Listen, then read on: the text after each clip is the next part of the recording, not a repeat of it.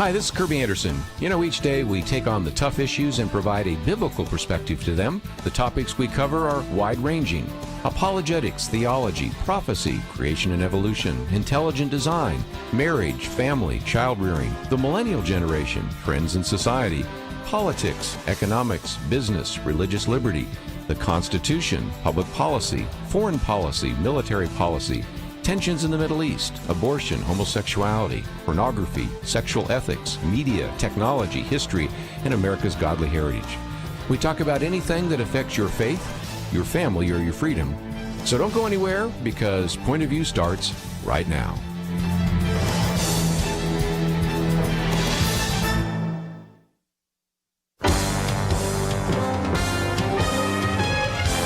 Across America, live. This is Point of View.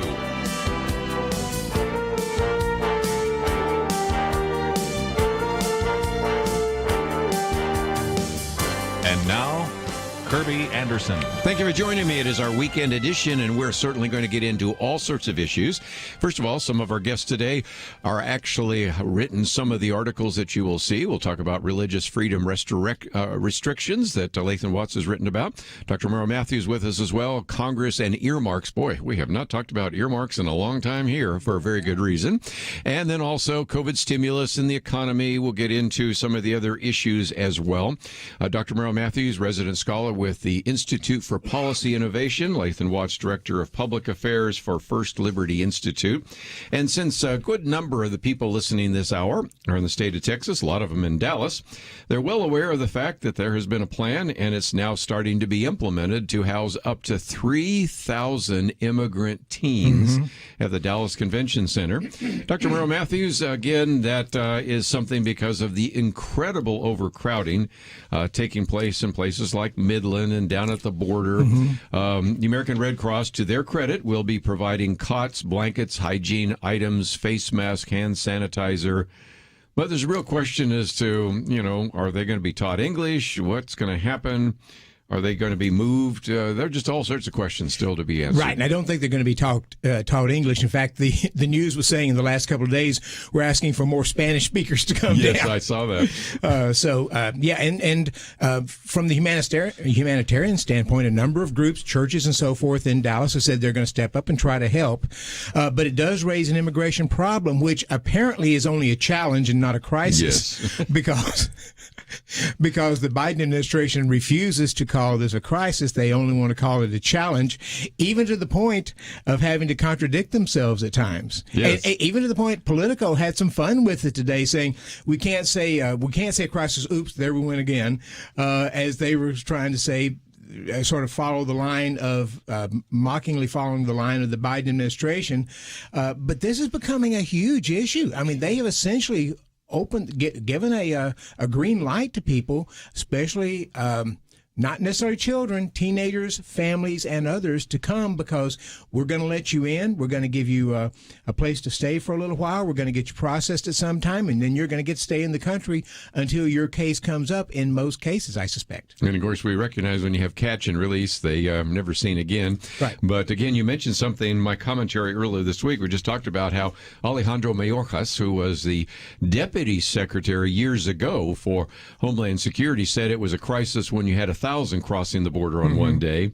And then somebody pointed out, we had 6,000 cross the border the other day, and you're not calling it a crisis. So at least one cheer for the press corps actually asking a tough question for a change, right? They actually have gotten a little more aggressive on some of these things, as they're not painting Biden as just a racist and a hate monger as they would Donald Trump, but they are raising some questions now and beginning to look into it, as they are with Governor Cuomo. Yes. Oh, that was certainly the case. Lathan Watts, let me get into this, because some people said, well, if we put 3,000 in Dallas Convention Center, will we pretty soon have 3,000 in San Antonio and Houston, and maybe then we fill up Texas and we're starting to put them in Des Moines, Iowa. Well, where does this go?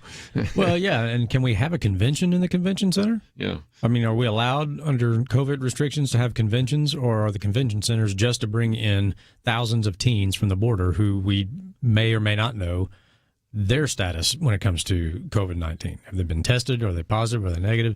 We can house, 3,000 teenagers, but I don't know about having a convention. Yeah. Right. And as Dr. Matthews points out, like the Biden administration is tying themselves in knots as to what to call the situation on the border. They can't call it a crisis because they know it's their policy that created it. That's exactly why they're there. I mean, if you make a big show of reversing an executive order from the previous administration that said if you're going to claim asylum or seek asylum, you got to stay in Mexico to do it, and you reverse it and say, yeah, come on in, you can file for asylum once you get here. And 6 months, year, 18 months from now, maybe we'll have a hearing. Hope you show up. What did you think was going to happen? Yeah. I mean, this is the exact same situation it seems to be the Biden administration. If we could just go back to the Obama-Biden policies on everything will be okay. That was the policy that created all the migrant caravans to begin with, which was what Trump's policy was trying to address and stop. We have to get control of who's coming in and who's coming out, at least know who they are. And so the whole point of why, and as Dr. Matthews said, why the press went crazy over these kids in cages down on the border and what a terrible human being Which were Trump pictures would be. from the Obama administration. Exactly. The cages were built by the Obama-Biden administration, and they were separating these kids from the adults specifically to find out, are they actually the kids of these adults, or are they just being trafficked by people? And you can't do that unless you interview them separately. And that's the only chance you have of getting the kid to give you a straight answer when that adult, if he is being trafficked, is not sitting right there next with him, coaching him on what to say. But here we are. I mean, it's deja vu all over again, as Yogi Berra would say. It was like, we go back to that policy, you get the exact same results. One of the reasons I think the media have become a little more critical is they're not letting him in to take pictures. That's I'm glad that's you brought been that a up. big Thank issue, you. and they're calling up Jen Psaki, the press secretary, asking her about this because they have apparently put out the word not in writing, as I understand. Because don't want anybody to find that. But they've told Border Control and others you cannot allow journalists with cameras to come along. Right. You can't allow them into some of these places and so forth because they know what happened to the Trump administration. And that has raised question as to what's it like in some of these. I have seen a couple of pictures, and the cots, assuming this is where they are, the cots are almost right next to each other. No social distancing among this, which is what we were told by Biden for months that we needed to do, along with Dr. Fauci and others. But it's they're not letting the media in, and that's getting the media a little ticked off at them. I quoted from Byron York yesterday, said, what's missing? It's pictures, and that's one of those. But back to something that Lathan brought up, just the whole of the talking head shows last Sunday, if you've subjected yourself to that, to a person said this was a Trump problem. Yet people that have been at the border have said, and I love this line, I've seen more Biden T-shirts on individuals than I saw at the Democratic National Convention. In fact, I think they're wearing something, Biden let us in, Yes. or something like that. I mean, they've got T-shirts they're wearing asking to be admitted to the United States. Again, no pictures, but descriptions of many of these kids sleeping on the floors and crowded beyond any kind of capacity whatsoever. And if this doesn't stop, like I said, will we not have almost every convention center, at least in the Southwest, filled up with these individuals, whether they're kids, families, or whatever? This is going to be something that may last for a long, long time. As long as the policy's in place. I mean, policy matters. It's like a law of physics, I think I've heard, about an equal and opposite reaction. If you say, come on in, guess what? They're going to come on in. Well, let's take a break, and when we come back, I want to get your comments for a few more minutes as we talk about immigration, because you have a Texas mayor talking about what they have been addressing there in their community. And let's give at least some credit to Representative Henry Cuellar, who, even though he's a Democrat, has been saying for at least 2 weeks that I can count that, though he's a Democrat, though he supports Joe Biden, he has been trying to get their attention about all the problems at the border. So we'll get into that. And, of course, we've got a number of things happening in the legislature as well. And then we'll move on to some other topics. We have a lot to cover, and we will do that all through these next couple hours right here on Point of View.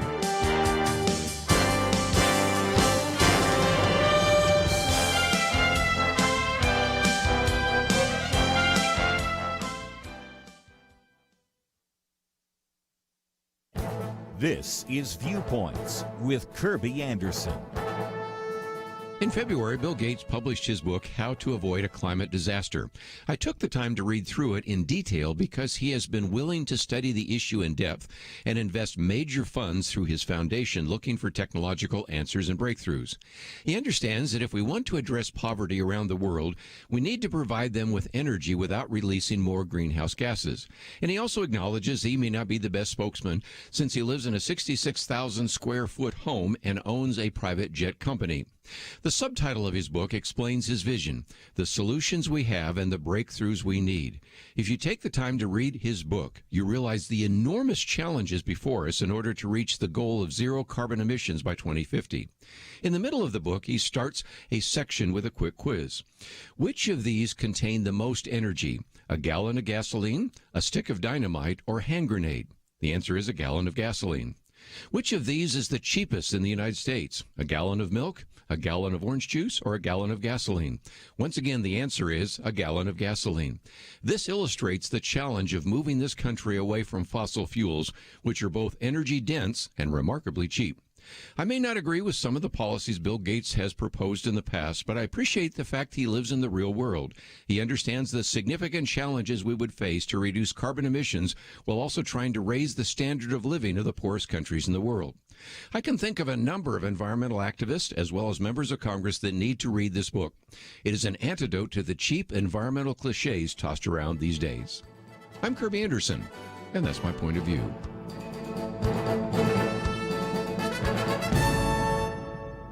For a free copy of Kerby's booklet, A Biblical View on Loneliness, go to viewpoints.info/loneliness. That's viewpoints.info/loneliness.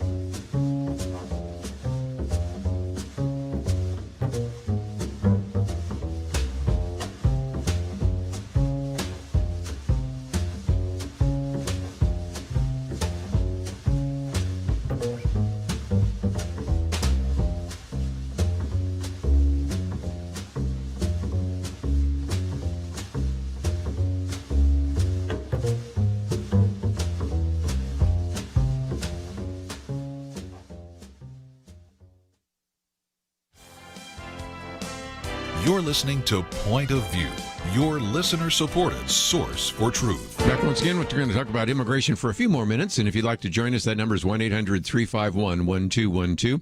And as Lathan Watts said, it's kind of like physics, equal and very significant reaction. And what I found more recently is what is happening to some of these towns. Now, I feel sorry for people in Laredo and El Paso and places like that. But this is an article here from the mayor of Uvalde.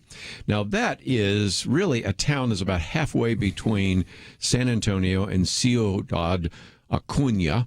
And nevertheless, that far into Texas, they are having problems with people robbing houses, getting into car chases every day, all sorts of home invasions, not to mention the fact that they're also wondering, given the fact that they might see another super spreader event in their own community, not because they have their residents doing something inappropriate, but there have been on some of the borders anywhere from 6%. I found one that said 25% of those tested COVID-19, and they're just released into the general population, right?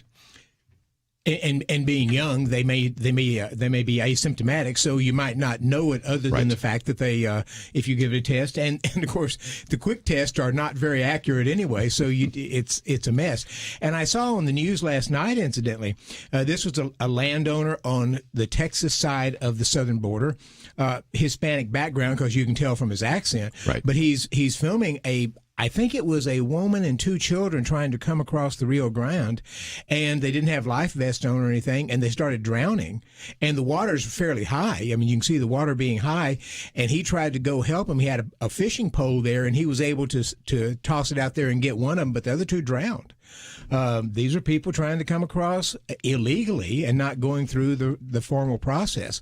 So it's not just people coming, it's people coming across illegally and trying to get in because President Biden has basically given them green light to do it.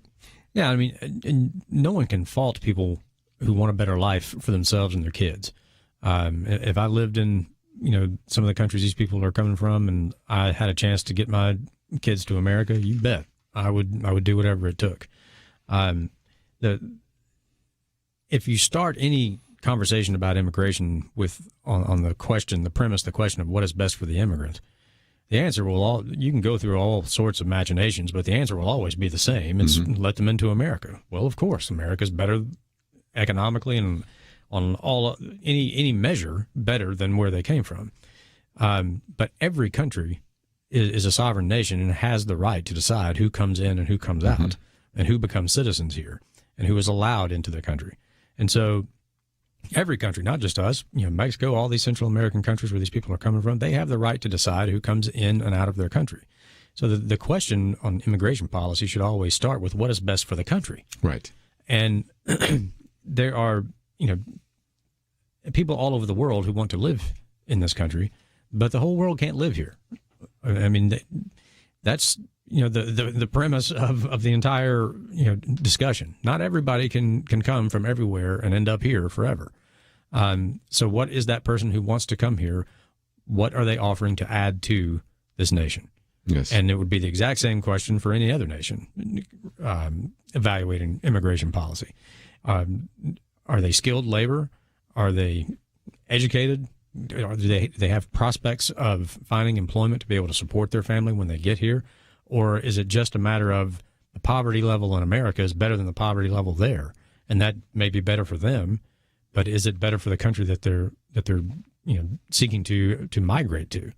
And any country along the way, some of these people coming from Central and South America, there may be several stops along the way that would be better than where they came from. Right. Now, Mexico could be, yeah. And another negative consequence from Biden's policy, we really need immigration reform. We need legislation that addresses this issue from a bipartisan approach.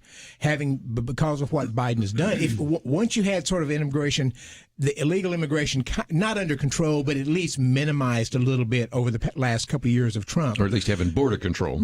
Yeah. Then people are willing to talk about it in Congress.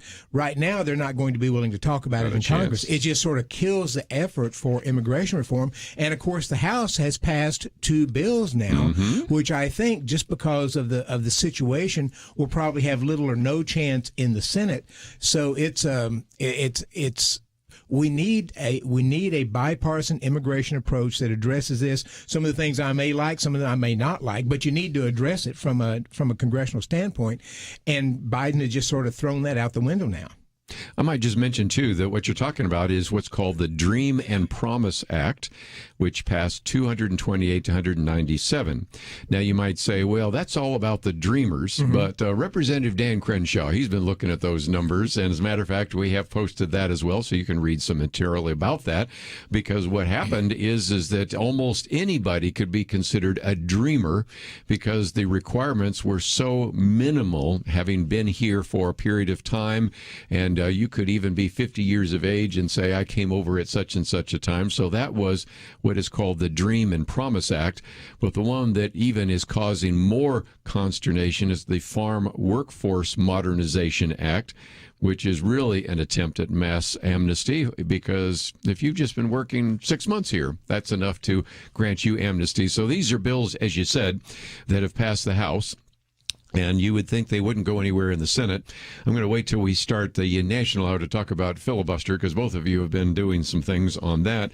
But let me come back to one other issue I said, because some people might say, well, that's not fair to talk about these individuals that are actually in, for example, Uvalde, that are engaged in home invasions, and they're involved in car chases, because these are, most people are coming here and they're not criminals. Okay, I admit that. But the other day, Kevin McCarthy, who is the House Minority Leader, to be maybe 2 years from now the Speaker of the House, made a comment about there could be terrorists coming across these porous borders. And oh goodness, you couldn't believe it. Here's one particular headline: Republicans are recycling Trump's fear-mongering about terrorists entering the United States through Mexico, which caused the Customs and Border Protection Agency to confirm to Congress that they had identified 4 people, well, actually had arrested 4 people that had matches with the FBI's terrorist screening database. 3 of them were from Yemen. 1 was from Serbia.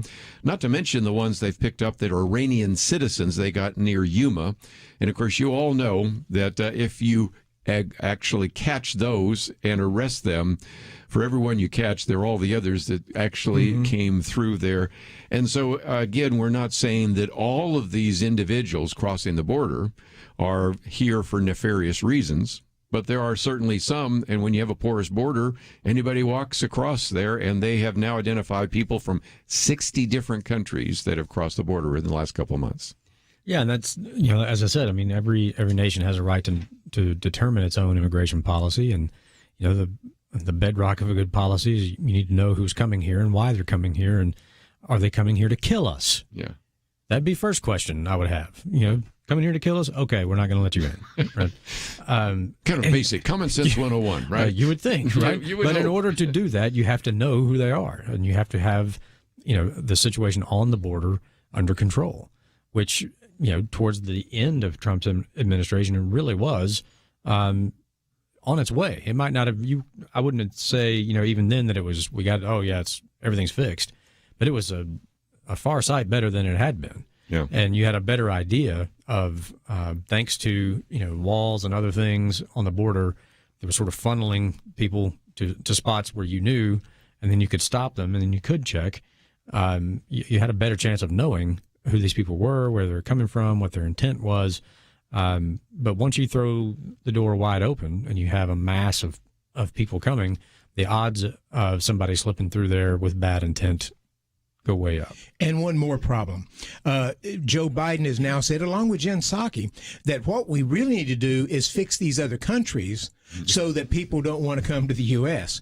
We can't fix our country.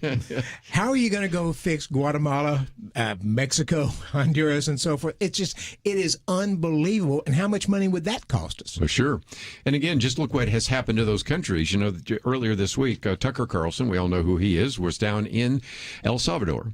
And he talks to the president of El Salvador there in San Salvador, who admits that 1/5 approximately of his whole country has left. Now, those are probably the most entrepreneurial and most aggressive, probably the most fit, the kind of people that you would want to build an economy with. And what do you drain the best out of your country? Send them north, or you didn't send them north, but they head north. Look what you've left in the country. And there are just all sorts of questions that most people aren't asking, but we'll try to ask them around the table here. We get back, let's see if I can look at some of the other issues going on in the Texas legislature, and then we'll get into everything from the filibuster to earmarks and COVID stimulus and religious liberty. We got a lot to cover, and we will do that right after this.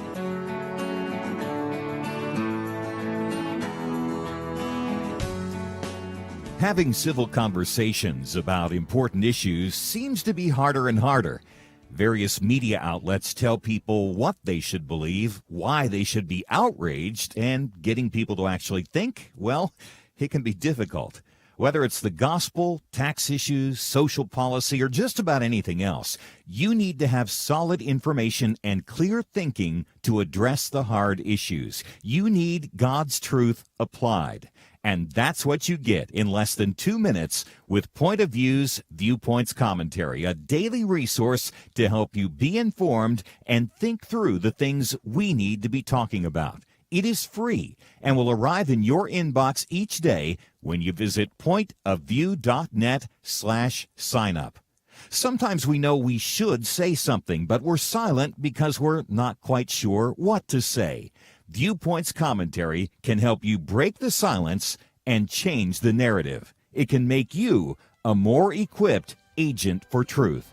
Get your free subscription to the Viewpoints Commentary at pointofview.net/signup. pointofview.net/signup. Point of View will continue after this.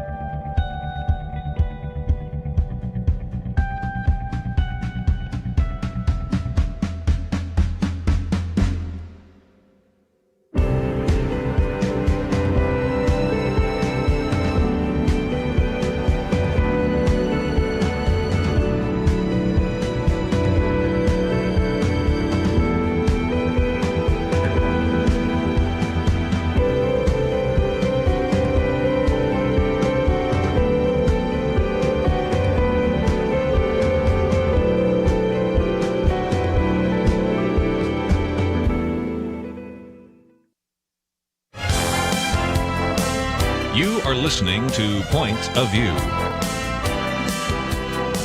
The opinions expressed on Point of View do not necessarily reflect the views of the management or staff of this station.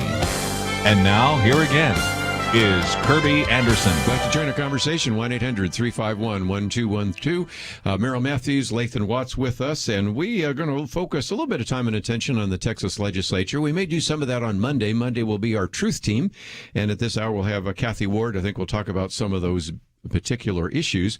But Dr. Merrill Matthews, if people go to ipi.org, they'll see that about 5 days from now, you have an event, blizzards, blackouts, and bankruptcies. I love that. Blizzards, blackouts, and bankruptcies, Texas electricity after the storm. And that's going to be interesting because there has been a little back and forth this week between the Texas Senate and the Texas House. And there have been a few people, Lathan being one of those, that sat in a dark house with no electricity, no heat, and no water. And we did too. Okay, there. So you both have. We had the rolling I can blackouts punch as well. both of you guys cards for what you went through. So there are some people like you that are saying, okay, what are we going to do about this? Right, and this is Robert Bryce. He is an energy expert, and by energy I mean electricity and that type of thing, not necessarily an oil and gas person. Right. But he's an energy expert, and I listened to him earlier this week, and he's just a fantastic speaker. So we've got him coming on for a Zoom call. So if people want to know more about it, they can go to ipi.org. I think we're featuring that, and if they want to join that Zoom call next Thursday, I think, is it Thursday, Tuesday? 24th. I know that. Yeah. So that's Thursday. Yeah. So they can jump on there, and it'll be free, and I think they'll find it interesting. If nothing else, I guess it's Wednesday, actually. When I look at it, yeah, Wednesday at 2 o'clock. So anyway, but again, all that information is on our website, or you can go to ipi.org. And I appreciate that because sometimes there were things that I thought, I'd really like to hear that, but I'm usually busy at the noontime hour, or in this case, 2 o'clock hour. And you've made it possible now to go back and watch the Zoom. You can register and watch it, and there's some resources, and so it's just a great way to do that. We'll record it so people can come catch it later if they want to. Yeah, and we'll talk about some of the things that First Liberty Live a little bit later, because some of those get into the issue of the filibuster. But while we're talking about that for just another minute, are there things we can do? You're kind of our energy expert, and when people saw some of these turbines and some of these other frosty kind of solar panels, and we even saw some of the liquid gas areas which were freezing up, it does seem to me that we might want to do something so that if we have another snowmageddon, we won't be in the dark next time. Right, and he does not put the whole blame on renewable energy as some people have, but renewable energy is a problem here because that completely shut down during the time, and when that shuts down, the capacity drops significantly, and there was a number of issues that were involved there. So he'll go over those, and it was just very edifying when I heard him. So again, just something I wanted people to know about. Let's, if we can, just get into something else. You know, for the last couple of weeks, I think both of you know that we've been encouraging people to let their two senators know about H.R. 1. And I think by now most people know that for the People Act, probably the best way to summarize it, let's take the worst possible practices of election 2020 and nationalize those and make every state have to use some of these very questionable issues. And so in the state of Texas, they have recognized that it's possible that something like that could pass, so they're already establishing that there might be a way to decouple the state's elections from the federal contests. And at the same time, there are all sorts of people talking about, are some things we should do to make it very clear that you just can't randomly decide to send out all sorts of ballots that aren't even absentee ballots and the rest. And so, first of all, let me come to my lawyer friend here. I think even looking at H.R. 1, let's hope it never passes, but if it did pass the Senate, I would at least hope that at this point we have enough common sense in the United States Senate to recognize that this is unconstitutional, because I can grab my Constitution right now and recognize that it makes it very clear that states are responsible for elections. There's no national election. These are 50 different state elections plus the District of Columbia. What are your thoughts? Yeah, and it's even clearer than that. It's not just that it's the states, it's the state legislatures. And that's a big problem with what happened in this last election cycle, where a lot of the challenges came from is because you had governors or secretaries of state or some board of somebody just up and deciding we're going to change the elections without the state legislatures having anything to do with it. And so, yeah, H.R. 1 is, if there were awards for, hey, let's craft the most unconstitutional bill possible, this would be it. I mean, so if it does pass, if you know, I don't think it will, because I don't think it'll get through the Senate as long as they keep the filibuster, which I know we're going to talk about that a little bit later. But if they, got rid of the filibuster, got this through, Biden signed it, I think you would instantly have some state attorneys general filing suit saying this completely conflicts with the Constitution. It conflicts with our state legislature's rights to have the authority to make laws regarding our elections. And, a conflict like that, between states and federal government, you go to the Supreme Court fairly quickly. And I think even Justice Roberts might even vote to take this case, because that'd be original jurisdiction, wouldn't it? I mean, you have Ken Paxton and 19 Republican state attorney general have already sent a letter saying this is overreach. So I think you could get that one pretty quick to the Supreme Court. We would hope. Yeah, and far be it from me to tell First Liberty what to do, but I really like the idea of an annual most unconstitutional law of the year award. I'll bring that up. Yeah. And maybe we'll tell that to Kelly next time. There would be a lot of competition. Yes, that is the sad reality for that's it. the problem with that idea is the manpower of sorting through all the potential winners trying to pick one. So in my experience on these things, a few rise to the top. That's true. That's true. And the Equality Act would be up there, and for the People Act, maybe these amnesty bills would be pretty close. But I think number one, and the still champion, would be H.R. 1, which brings us back to the fact, okay, maybe that doesn't happen, but are there some things we could still do in the state of Texas? Because I know right now, we talked the other day about all the bills in the Georgia legislature, which are trying to constrain what is happening, if for no other reason than the dynamo there in Georgia right now is Stacey Abrams, and she has done so much to actually intimidate individuals to allow all sorts of what we would have to conclude are the bad practices and worst practices that are being used right now in elections. And, I think there may be some things. I know several of the state legislators in Texas are wanting to do something, but the notion that you created a certain amount of consistency, because among certain counties and voting districts, they may change sometimes, they may change some places and things of that nature. The notion that you had, and I don't want to just sort of mark out Texas for this, but generally from a state saying, okay, we're going to have an early election, and it's going to be these days, and that's what it's going to be. And we're going to have certain practices that are going to go on, and that's going to be followed statewide, and we're not giving people a lot of variation or ability to be able to change things at the last minute, because that could create some confusion for people. So there are some things that I would think would be good in terms of trying to create statewide standards that might be helpful for people, just so they'll know what's going on and not variations among the counties and voting precincts. There was a press conference the other day, and you had, of course, Greg Abbott, and you had Briscoe Cain and some others that have been working on this. And the press always has to ask some difficult question. One of them was, can you give us any example of where voter fraud would change an election? And what he should have said is, in the state of Texas, probably not much.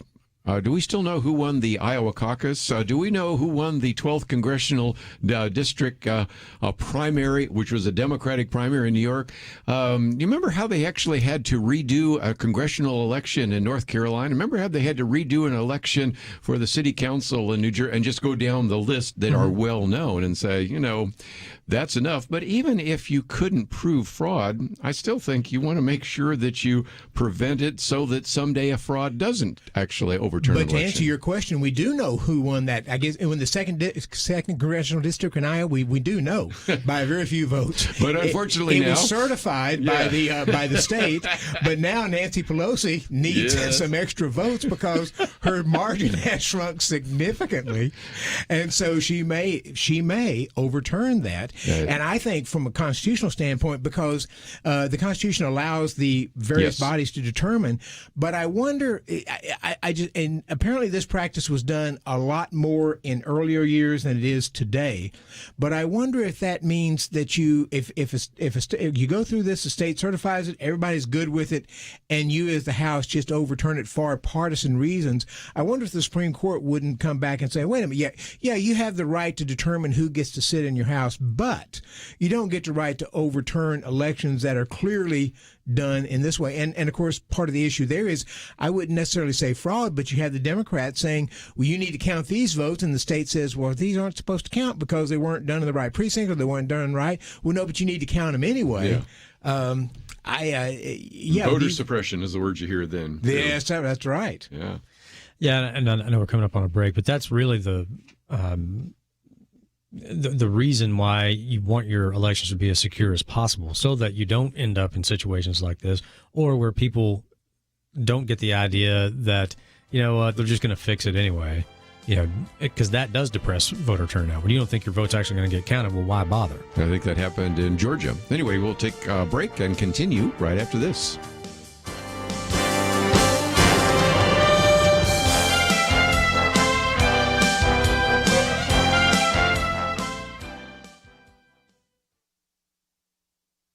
The early battles in the new Congress concern how much authority this new progressive government will amass unto itself. H.R. 1 would transfer to the federal government the traditional role of states in running their elections. The Equality Act would require public and private institutions nationwide to privilege LGBT identities over common sense and religious liberties. As lawmakers fight over totalitarian policies, a soft totalitarianism is rising, revealing a more insidious means of controlling Americans. It is not governmental or political, but is instead perpetrated by corporations and educational institutions. Spencer Clavin is associate editor at Claremont Review of Books and the American Mind. In a piece for the Daily Wire, he observes, "There is a deeply felt sense in the air right now that the most important fights are being fought in a wholly new arena, with wholly new rules." He describes three tectonic forces underlying the current state of affairs in America. They are cancel culture, the disappearing president, and the internet. Amazon controls what we can and cannot read. Social media giants cancel people for their opinions, censoring mostly conservative pro-life speech and opinions that declare moral precepts that were recently mainstream. Freedom of thought in academia is nearly extinct. At elite private schools, left-leaning parents fear reprisal if they object when their kids are made to feel like racists. Universities enforce woke dogma. Spencer Clavin mentions one New York student who, after criticizing the current anti-racist regime, warned, "If you publish my name, it would ruin my life." The media's light touch in covering the president is unsurprising, but Mr. Clavin says he did not foresee the totality of Biden's disappearance from the scene. America wonders who's in charge. The internet poses problems and solutions. Mr. Clavin points to a race between the censorious gatekeepers of our failed elite class and the chaotic new energy released by digital technology. For Point of View, I'm Penna Dexter.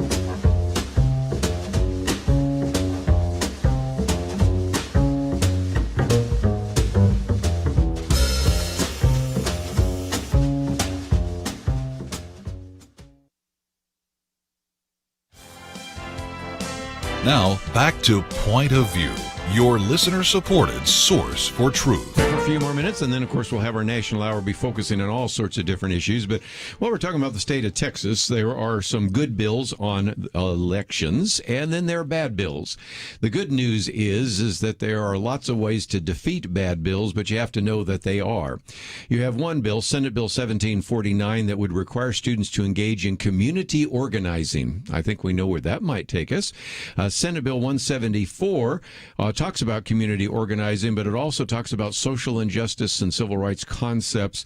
It doesn't actually use the phrase critical race theory, but I can read between the lines on that one. And then, of course, we had House Bill 153, which actually is an effect on the Texas Education Code, which would include a culturally inclusive curriculum. Now, taking a little bit of a idea from another governor in the state of Florida, that would be Ron DeSantis, who came out the other day and said, no critical race theory in the public schools of Florida. I would think that would be a good idea for the governor of the state of Texas, Greg Abbott. I agree with you. Yes, and this goes back to Calvin Coolidge's statement, Republican. It is much better to defeat bad bills than it is to pass good ones, because we're going to have a lot of bad bills that need to be defeated. Yes. I didn't need another reason to love Calvin Coolidge, but that's one of them. I've got a picture of him in my office. Yeah.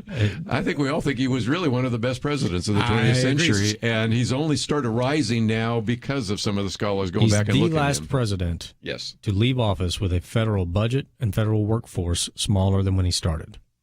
Find that one anywhere else in the world, and that or was in a goal. America. And he was did a goal. That didn't happen by happenstance. It was a goal. And he didn't talk a whole lot either, you know. Silent Cal. You lose. Favorite line, right? Exactly. So anyway, back to the fun part. You know, okay, this is something that Greg Abbott, I think, should do. And we had a conversation, Lathan, just the other day about who might run against Greg Abbott. I don't want to try to speculate too much, but Matthew McConaughey, I saw some Democrats, and I think I passed around to you guys, that were saying, look, some of our, quote, rising stars, and they were thinking Colin Allred and all these are still too young. So they said, really, the odds-on favorite to run as a Democrat against Greg Abbott is Beto O'Rourke. So we're going to use a falling star rather than a rising star. And so, again, there'd be a tendency to say that's not going to work, but Ted Cruz would say, don't underestimate Robert Francis O'Rourke. What about that?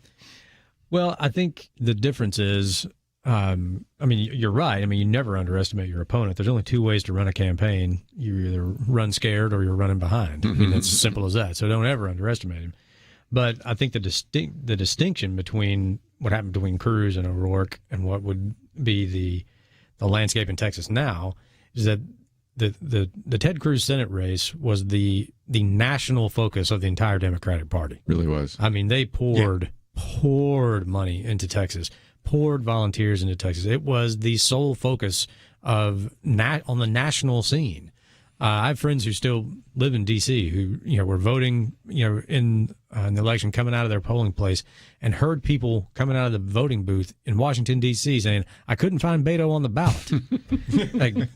Which tells you they everything. went there to vote for Beto. I mean, that's how big a deal it was. Yes. And even with all that, he couldn't defeat Cruz statewide in Texas. And frankly, I mean, I'm an admirer of Ted Cruz and his efforts in the Senate on a lot of things, but that was a poorly run campaign. Yes. And Ted has some. He rubs some people the wrong way. Let's just say. For sure. You think? Yeah. And so unlike John Cornyn or something, who I think would have wiped up the mat with Beto O'Rourke, Ted Cruz gets some people angry, and he might have lost some support in that sense. Well, again, it's just one of those things that people are thinking about.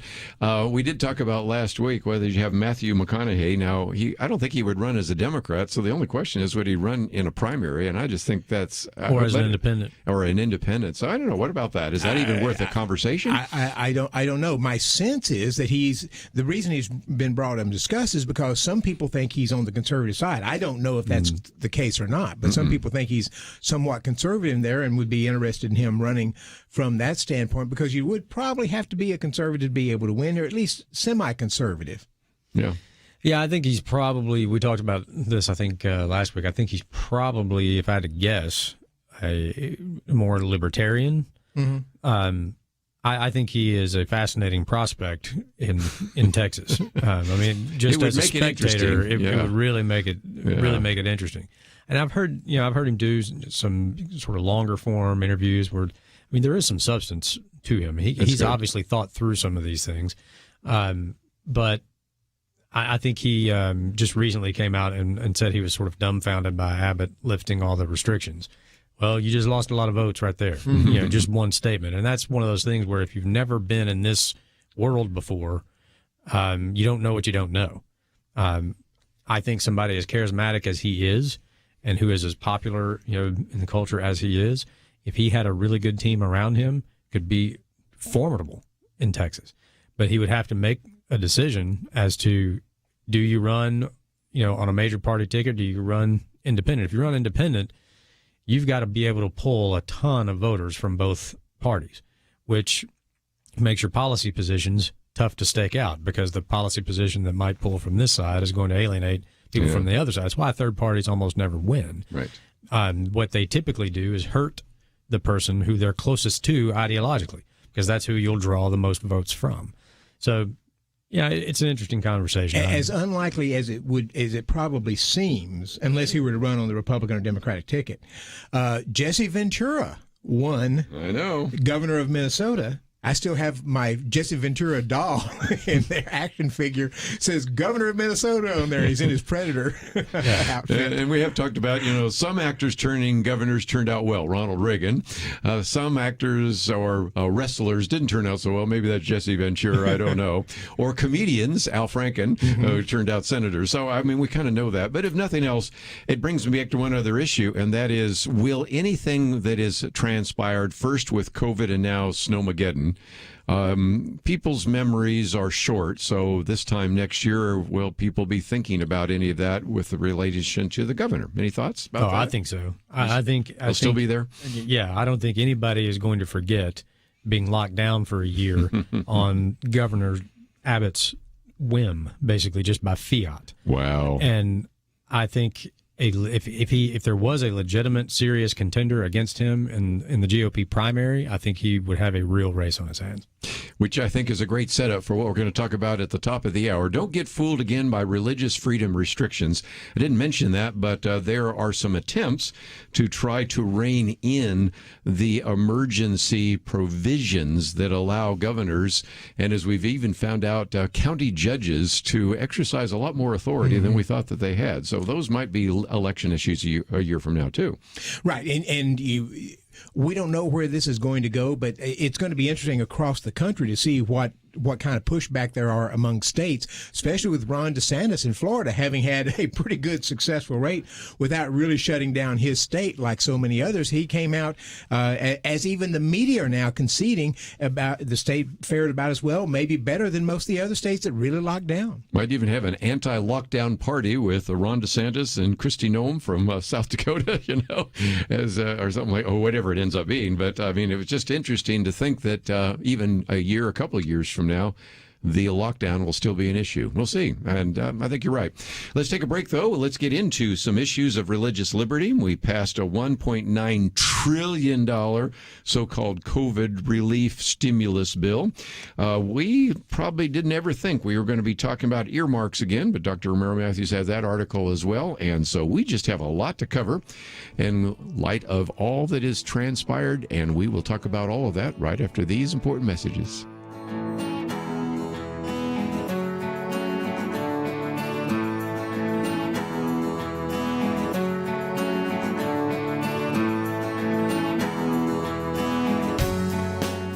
We live in a digital generation.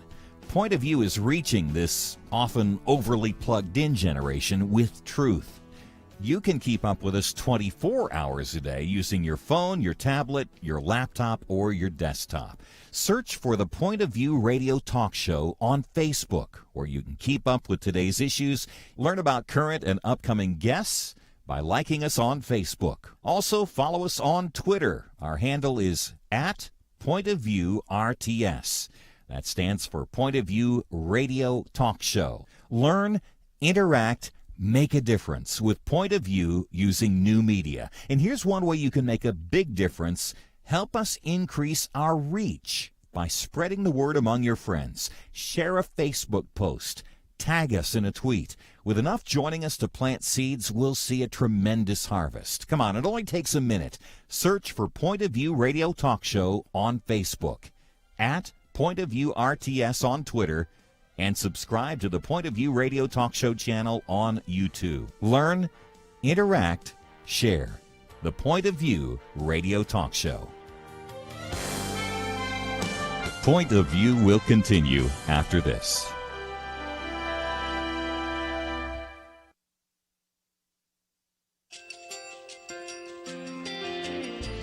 I just want to thank you so much for all the wonderful programming you have.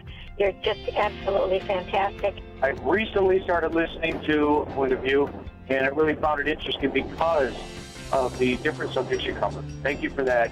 I really appreciate everything that you do in keeping us informed. thank you, Kerby, for everything that you have been doing. I appreciate all the work that you're doing, advocating for the Word of God. Thank you so much. Point of view, I think, is absolutely necessary because it's a Christian perspective, a biblical worldview perspective, and receive very current, up-to-date information about what is really going on, week to week in our culture, which is changing so rapidly, and yet it's morally sliding backwards. Yeah, I'm just, first of all, I thank you guys. Y'all's program is wonderful, and enjoy it every day. I learn so much every time I listen to it. Point of View Radio Talk Show.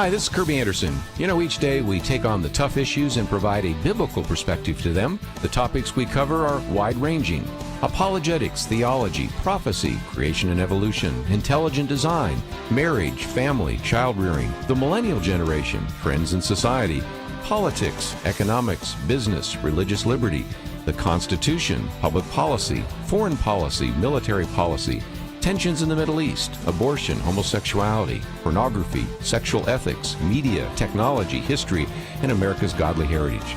We talk about anything that affects your faith, your family, or your freedom. So don't go anywhere, because Point of View starts right now.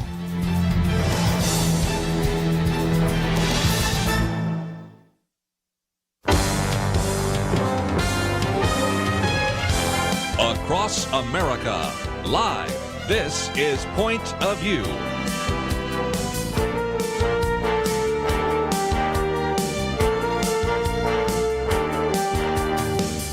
And now, Kerby Anderson. Thank you for joining me. It is the weekend edition, and we are so glad that you can join us. We are going to, over the next 2 hours, cover a lot of topics.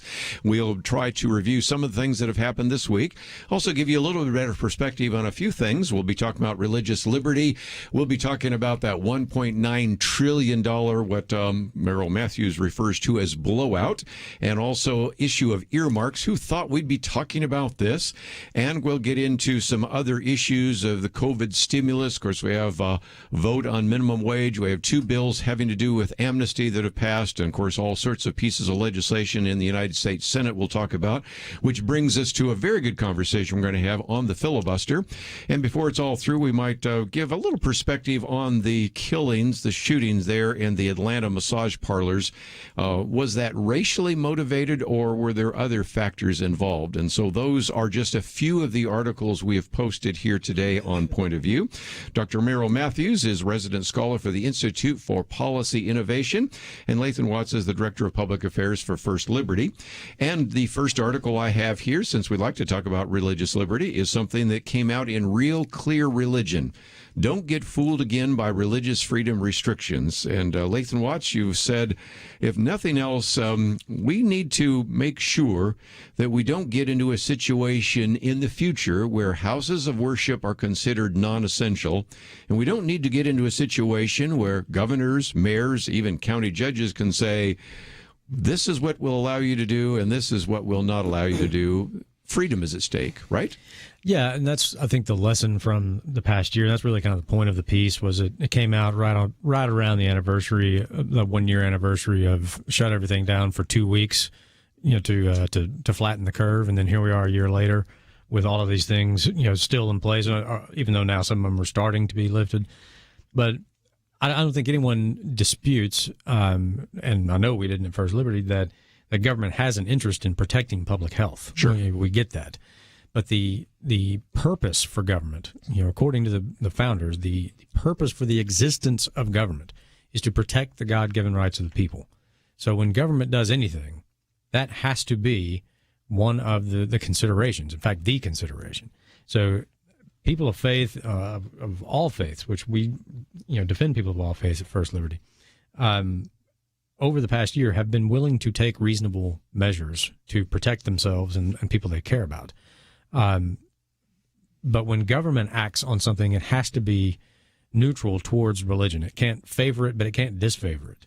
And so if you're going to allow casinos to open and marijuana dispensaries and liquor stores, well, then you got to let people go to church. And so this was this piece at Real Clear Religion was sort of kind of a look back and kind of a summation of where we are. And the "Don't Get Fooled Again" in the title is a shout out to Pete Townsend and I was wondering and the Who, but who exactly exactly that was a joke set up for sure. But yeah, but there's another quote in the piece that honestly I had been working into a piece for a while, because it's C.S. Lewis from God in the Dock, mm-hmm. and it is practically prophetic if you look at what we have gone through. And he says that the most oppressive tyranny is the one that is sincerely exercised for the good of its victims. And he says, those who torment us for our own good will torment us without end, for they do so with the approval of their own conscience. This very kindness stings with intolerable insult. To be cured against one's will and cured of states which we may not regard as disease is to be put on a level of those who have not yet reached the age of reason or those who never will, to be classed with infants, imbeciles, and domestic animals. And when somebody is protecting you for your own good, I mean, that's exactly what every person in government from the top to the bottom has said, well, we have to do this, right? We have to protect people. And that's how we ended up where we are. Thankfully, we've won a lot of cases challenging some of these things across the country over the past year, and now the restrictions are starting to be lifted. But the point is, the throwback to the Who, we don't have to tip our hats to a new constitution like the song says, but if you allow government officials to just ignore the old constitution whenever this emergency or the next one pops up, then you might end up, as the song says, on your knees and pray we don't get fooled again. Yes. And so that's really sort of the reminder for all of us. You know, it's a reminder also of Ronald Reagan, that 11 words, I'm here from the government and I'm here to help you. Or here to help you use the 10. Depends on whether you want 10 or 11 words. But either way, that's the concern. And that was kind of the C.S. Lewis comment that some of the most oppressive people think they're doing it for your own good. Right. Unless you need to go to the French Laundry restaurant, as Governor Newsom did, without mask, even as he had churches and other things locked down, and then turned around and denied it, and then a picture emerged, and lo and behold, he was not outside socially distanced with their mask. It's unbelievable. But the good news is that there are 2.1 million signatures now, I think, on the recall for Governor Newsom, and he's, I think, conceded that probably all of these are going to be most of them are valid, so he'll probably have a recall vote coming up. Well, while we're talking about masks, Anthony Fauci showed up with 2 masks, and Senator Rand Paul had a few comments about that one for sure. And then you have John Kerry, and he's actually shown an airplane without a mask on. So at least he's flying commercial this time. So what do you do with all this stuff? If nothing else, it is, again, don't get fooled again. And if nothing else, that is kind of the issue. I wanted to post this because, first of all, Lathan is a great writer, but second of all, this is something you may want to just send on to some of the individuals who have maybe locked down your city or your county or whatever. And I've said before that, of course, we did have one election, but we have some other elections coming up. And a lot of people, say a year ago, probably could not have told you who their county judge was. Mm-hmm. They probably can now because some of them have locked down some of these issues. Sadly, some people could not tell you who was in their state legislature. They may not even be able to tell you who their governor is. They probably know now because of all the lockdowns, and it's a very sad lesson. So, Dr. Merrill Matthews, if nothing else, that's something I know you've addressed there at IPI.org, isn't it? Right, yes. And the lockdowns were, when they started out, we said 2 weeks to bend the curve. That a lot of people were going to say, okay, that's a struggle, but let's try 2 weeks. And they said 2 more weeks and then 2 more weeks. And it has just been a nightmare. And so churches and others that were willing to go along at first eventually said, no, we need to get back. And Texas was opening earlier than some of the others. So that was at least a benefit here in Texas. Well, I want to take a break, but when we come back, a couple of articles by Dr. Merrill Matthews. We have one from Lathan Watts. A little bit later, we're going to get into immigration amnesty and those kinds of things. But certainly one that I thought I would pick out right off the bat is the fact that we spent $1.9 trillion. And you heard me the other day just talk about the incredible growth in the money supply. What would that mean? But Dr. Merrill Matthews also spent some time saying, okay, is this going to affect job growth, the economy? It's supposed to help, but could it hurt? And we also have posted a piece on how much COVID-19 stimulus would cost you. Kevin Hassett, who you know as well, and you've had him as well on some of your various programs, figures out if we all had to pay taxes for it, it would be expensive. And sooner or later, if we don't pay, our kids and our grandkids are going to pay for it. We'll be right back.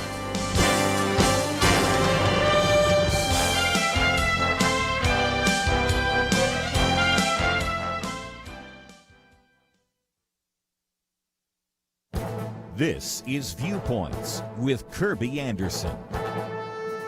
In February, Bill Gates published his book, How to Avoid a Climate Disaster. I took the time to read through it in detail because he has been willing to study the issue in depth and invest major funds through his foundation looking for technological answers and breakthroughs. He understands that if we want to address poverty around the world, we need to provide them with energy without releasing more greenhouse gases. And he also acknowledges he may not be the best spokesman since he lives in a 66,000 square foot home and owns a private jet company. The subtitle of his book explains his vision, the solutions we have, and the breakthroughs we need. If you take the time to read his book, you realize the enormous challenges before us in order to reach the goal of zero carbon emissions by 2050. In the middle of the book, he starts a section with a quick quiz. Which of these contain the most energy? A gallon of gasoline, a stick of dynamite, or a hand grenade? The answer is a gallon of gasoline. Which of these is the cheapest in the United States? A gallon of milk, a gallon of orange juice, or a gallon of gasoline? Once again, the answer is a gallon of gasoline. This illustrates the challenge of moving this country away from fossil fuels, which are both energy dense and remarkably cheap. I may not agree with some of the policies Bill Gates has proposed in the past, but I appreciate the fact he lives in the real world. He understands the significant challenges we would face to reduce carbon emissions while also trying to raise the standard of living of the poorest countries in the world. I can think of a number of environmental activists as well as members of Congress that need to read this book. It is an antidote to the cheap environmental cliches tossed around these days. I'm Kerby Anderson, and that's my point of view.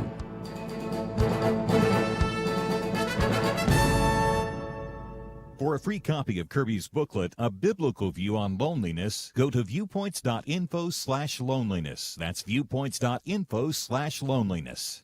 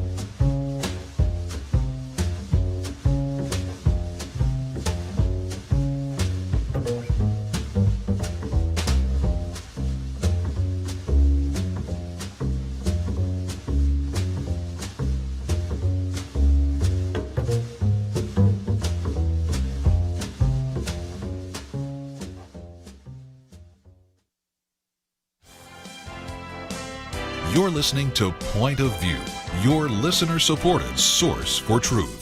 If you'd like to join the conversation, 1-800-351-1212. Might as well open up the phones. Calls already coming in anyway, so we'll get to some of those in just a minute. And if you'd like to join us, we'd love to get your comments about that. So stay tuned. But one of the articles we've posted by Dr. Merrill Matthews, it's at ipi.org, is the $1.9 trillion blowout could undermine job growth and the economy. Now, recognize $1.9 trillion is added to the fact that if you look at all of the other ones, we're up at $5.3 trillion. These numbers, Dr. Matthews, we're talking about astronomical, literally. You know, these are the kind of numbers you use in astronomy when you're talking about trillions and trillions of dollars. We're not talking about billions. We're talking, a trillion is 1,000 billion, if that gives you an idea. It's just so huge. But what about that? And the only reason they didn't go bigger is Democrats couldn't figure out what came after trillion. I was just about to say, please don't tell Joe Biden there's a number bigger than trillion. Is it gazillion? I don't know what comes after trillion. Oh, we can laugh about it, but again, they were figuring out just to spend this. Didn't I come up with these numbers? Yes, to spend this, they'd have to spend $3.7 billion every day for the rest of the year, or to spend $43,000 every second of every day. This is just enormous money. So first of all, we can a look at your piece, because that gets into what could this do to the economy and job growth. And then I want to look at, well, what does that mean to our kids and our grandkids and money supply and those kinds of things? Right. So listeners need to remember back in 2009, February 2009, we were in another economic downturn, and President Obama passed his I can't remember what he calls it now, but it was roughly $800 billion, which people were sort of concerned about. Was that too much money? But we got a lot of promises there. If we do this, we won't go above 10% unemployment rate. They talked about all the jobs it would be creating, shovel-ready jobs, which Barack Obama sometime later came out and said, well, the jobs weren't as shovel-ready as we thought they would be. But what ended up happening is, and this is the employment rate, the people who are the participation rate in the economy, people who are actually working, who are available to work and actually are working. And when you go and look at the chart that I have at IPI.org on this, you'll see, and this is from the Federal Reserve Bank, the number of people working actually just drops. Yes, it drops a significant. It looks like a downhill ski slope, or it looks like the morals in the country. I mean, it's just going straight downhill. and what economists will tell you, you've got to have people in the economy to work. If you don't have people working, you can't fill jobs.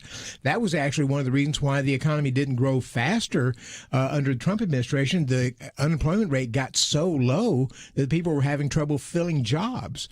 So the Biden administration, Democrats said, we only went $800 billion back then in 2009.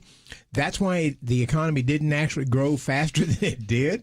The reason it was such tepid economic growth was because of we didn't go big enough. Well, not a problem this time. They wanted to go really big. You went big. And you may find, because you're throwing so much money out there to so many people on welfare and others, that many people feel like I don't need to go back to work because I can make a pretty decent income, good enough for me, without having to go to work. And if you don't get those people back in the workforce, you're not going to be able to grow the economy, which may be one reason why they're trying to open the borders in order to get somebody in who will work. Yeah, I think particularly if you're in a demographic, let's say you're a few years away from being able to start drawing Social Security anyway, but you've been working, now you're not, and now you're getting extra unemployment insurance, and now you're getting extra stimulus, and you look at this and you go, well, I'll just wait it out. You know? And remember, you had the situation back last year where people were getting $600 a week plus the state unemployment benefits, which for a lot of them, that was roughly $400, made about $1,000 a week, gave you about $52,000 a year on an annual basis. That's nearly the median income. I mean, and I know of people who said, I'm making more now unemployed than I was beforehand. And Democrats never seem to understand economic incentives. Yes. Which is why I think Biden said, well, let's just open the borders but people are coming. I don't understand why they're coming. So don't do that, because when you create certain economic incentives, people respond to it. Of course they do. And part of this was, I think they re-upped the federal unemployment, the supplement, which, federal government has never done unemployment, money from the federal government to unemployed people. It's always been done by the states, and maybe they were, block granted some money from the feds. But we talked about Reagan earlier. One of his truisms was there's nothing as close to eternal life on earth than a government program. Yeah. And you see, they did it once in this emergency stimulus. Oh no, we can't get rid of that now. I mean, people are counting on this, and here it is again. And so it will take somebody with some spine to stand up and say, no, we said this was an emergency, and we're at a point where we don't need to do this anymore, and we're not going to do this anymore. And when you incentivize people to stay home, you shouldn't be shocked when they don't go to work. So you should incentivize people to get, the best program, economic program, is a job. And to your point, they've put the child credit in here, and there are some people who can certainly use the child credit. I don't question that, but it's a fairly generous child credit, which apparently goes for a year, and they're already having discussions that Democrats are stopped at a year, both to keep the cost at a mere $1.9 trillion, but also because it's going to force Republicans to take a tough vote at the end of that year. Are you going to end these benefits now, or are you going to vote to keep it going? Somewhere along the line, we ran out of money, right? Isn't that the problem with socialism? That was 20 years ago. Yeah. But again, I did the numbers, and if you look even at last year, almost a quarter of all the U.S. dollars were created last year, 23.6%. And then we passed this $1.9 trillion particular package, and more to come. And the first thing is we have an article here that talks about how much will the stimulus cost. Well, if we actually had everybody pay for it with their taxes, the average family in America would actually face a tax bill of $27,000 additional dollars. And then if you use what Kevin Hassett points out, the fact that really there's kind of a rule of thumb that then it's not only what you paid, but also what well, if nothing else, your employer, suppliers, and others, it's about a 1.5 rule. So really it would be closer to $40,000 per family. Mm-hmm. And it just, these are numbers that are off the charts. Well, when we increase the amount of money supply, I'm not a financial planner, but I can figure out that if you have too many dollars chasing the same amount of goods and services, isn't that called inflation? Absolutely. And that is you want to talk about a tax on poverty? That's it. It is. Inflation robs people of the value of what little money they have. And so if you're on at or near the poverty level and you have, a certain amount of income per year and all of a sudden that can't buy you the things that it used to, that's the biggest impact to the people that you are supposedly trying to help. And, it gets back to sort of Dr. Matthews' comment about, economic incentives. When you now have the Biden administration starting to hint around at, we're going to be fiscally responsible about this. We'll raise taxes, to pay for it so it doesn't add to the debt. The minute the American consumer hears raising taxes, that check you just sent him, guess what? He's not going to spend it because he's going to hold on to it for a minute to go, whoa, I might have to pay more taxes. I need to hold on to some of this at least in case my tax bill goes up.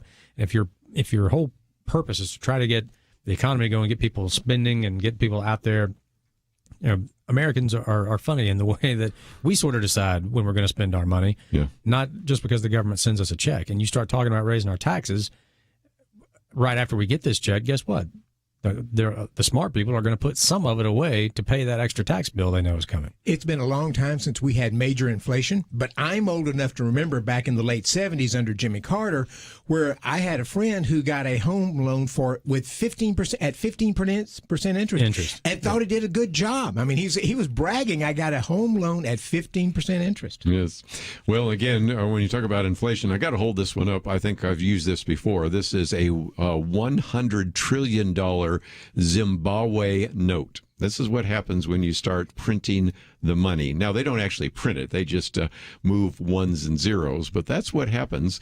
And, I also suspect a fair number of people, as are happening in the hedge funds, are going to instead take that money and buy Bitcoin or gold with it because they recognize that this fiat currency isn't going to be worth a lot. And so something that has a little more staying power is going to be the case. So anyway, that's one of those issues. And even though this is supposed to help job growth, I think if you look at the facts and figures that Dr. Merrill Matthews have given us, if anything, it could undermine job growth and undermine the economy. And if you'd like to know more about that, it's on our website, and it also is linked to ipi.org. We come back from the break. I think some of you have some comments about the economy, comments about well-meaning bureaucrats trying to do what's best for us. I think that's our first call here. And we'll get into those conversations before we get into some other issues, because Congress is now bringing back earmarks. We'll talk about what that is and why that's a disaster right after this.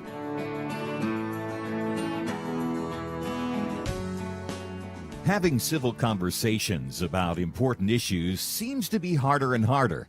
Various media outlets tell people what they should believe, why they should be outraged, and getting people to actually think, well, it can be difficult. Whether it's the gospel, tax issues, social policy, or just about anything else, you need to have solid information and clear thinking to address the hard issues. You need God's truth applied. And that's what you get in less than 2 minutes with Point of View's Viewpoints Commentary, a daily resource to help you be informed and think through the things we need to be talking about. It is free and will arrive in your inbox each day when you visit pointofview.net/signup. Sometimes we know we should say something, but we're silent because we're not quite sure what to say. Viewpoints Commentary can help you break the silence and change the narrative. It can make you a more equipped agent for truth. Get your free subscription to the Viewpoints commentary at pointofview.net/signup. Pointofview.net/signup. Point of View will continue after this.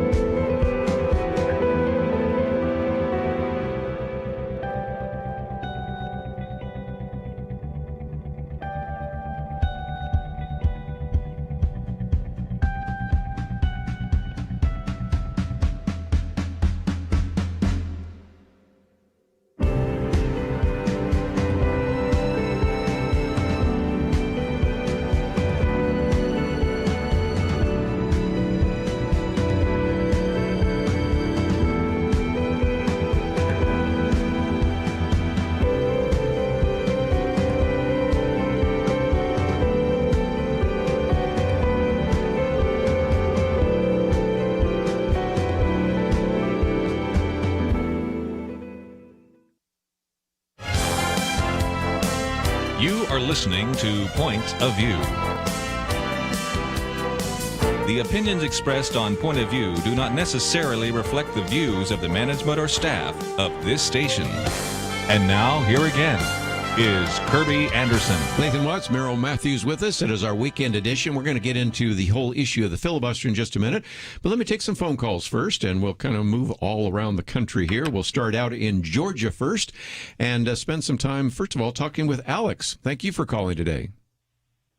Thank you, Mr. Anderson. Actually, I wanted to bring up this whole doing things for the better of other people when, you think you know what's right for another person. And I think it's really a human condition. It's a sin condition. And it gets wrapped up in compassion and pride. And there's like this almost like your brain stops taking in new information. And you actually kind of go, I've seen it in the military because that's where I used to be. And it's like people are so driven about what they think they need to do for other people that they don't even listen or really even paying attention to what's going on. And I think, we have been warned about that the road to tyranny sometimes is paved with good intentions and things of that nature. And even my little booklet, I talk about the liberal mind, or even the one that we've done more recently on the idea of the deep state, this kind of idea that I'm a bureaucrat, and I'm smart, and I have maybe a doctorate even, and I certainly know more about how to help you than you do. Except usually that's not the case. And Lathan, it gets us back to that C.S. Lewis quote, doesn't it? Yeah, it does. When somebody is exercising tyranny over you for your own good, they have the approval of their own conscience because they think they're doing the right thing. And I think the caller we just had is exactly right. What it boils down to is pride, which is the original sin. And I would say there's two aspects of this. There are people who want to serve other people. Mother Teresa is a big, a well-known name, who are actually doing it to help other people. And then there's others who come in and say, I want to help other people, but the real goal is to help themselves. Mm-hmm. And I would bet that 80%, 90% of the politicians who are out there saying, I want to help other people, their underlying goal is to help themselves get power so that they can distribute that money and manage it like they want to. So you do have people who want to help other people, and it's done for purely unselfish motives. But that's not what we see in politics. Right, that's the case. And even if they are doing it unselfishly, that's why Friedrich Hayek wrote a book called The Road to Serfdom. Mm-hmm. And what he was recognizing was after World War II, there was this idea that we really want to do the best thing. It gets into some of the expertise that Dr. Merrill Matthews has on healthcare and where you ended up with the British health system and all the rest. Because after all, a bureaucrat, assuming that he or she is in that position because they are convinced that they really do have some insight into what would be helpful to you, and at the same time maybe even believe in their selfishness that they know better what you need than you know. They, even when they're trying to exercise compassion, even while they're trying to provide you with some of that information, fail to understand that probably you are better able to make those decisions than a bureaucrat that is unaccountable and off there in Washington, D.C. And that's where the arrogance comes in. Yes. The recently late economist Walter Williams used to talk about his daughter. He had a daughter, and his daughter wanted to, he said, my daughter would like to be able to go out and work. She's new at it. She's not able to earn the minimum wage. She doesn't bring enough value to the job.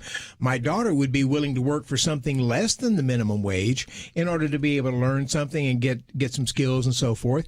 And we, as her parents, would be perfectly satisfied with letting her do that. But the government tells me that we, as her parents, cannot allow her to do that because it's against the law. And that's where this part of this arrogance comes in. Not only do I know what's right, I know what's right for you, and I'm going to pass laws so that you will be better.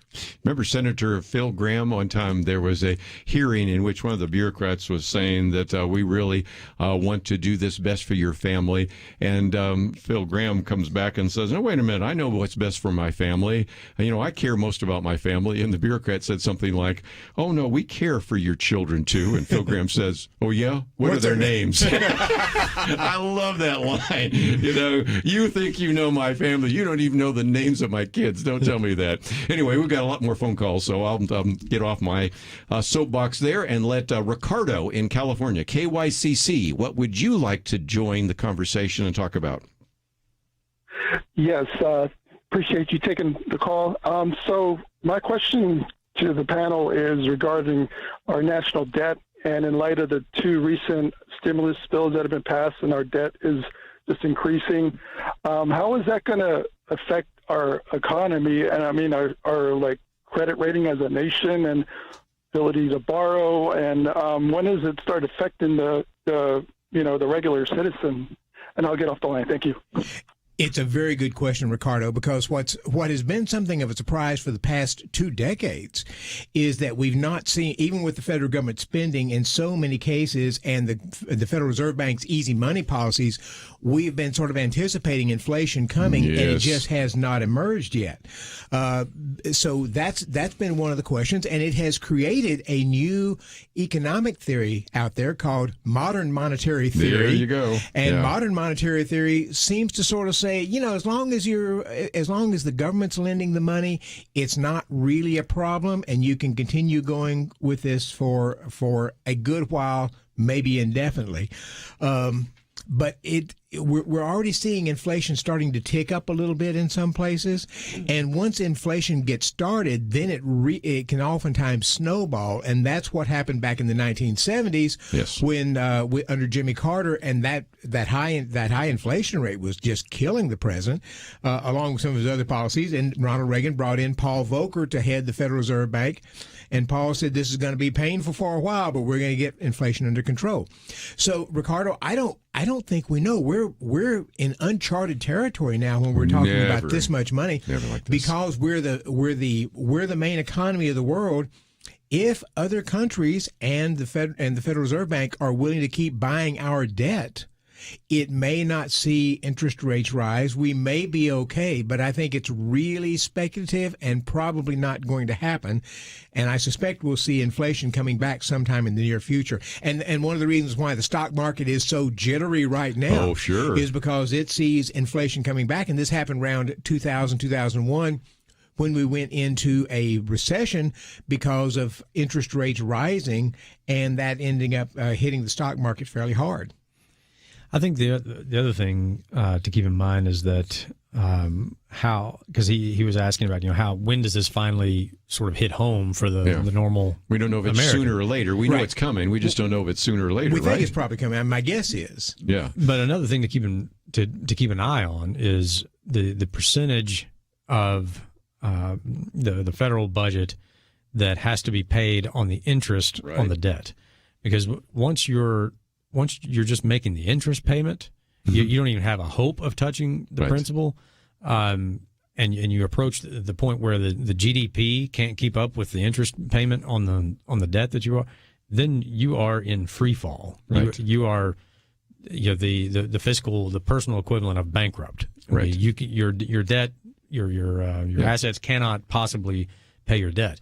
And Dr. Matthew mentioned, other countries are still willing to buy our debt right now. It's the world's reserve currency. But at some point, I mean, if you get too close to that, China would love to be the world's reserve currency. They make noise about it all the time. Want to be. They do want to be, and it's a declared goal. And if you keep spending money like this, you keep borrowing money like this, you keep getting closer and closer to where you can't even make the interest payment. And it only takes somebody like China, ironically, like the fable of the emperor has no clothes, the emperor's new clothes. It takes China just standing up and saying, well, they're no better than Greece was a few years ago. Look, they can't make the interest payments on the debt. Why is everybody pretending like the American economy is good?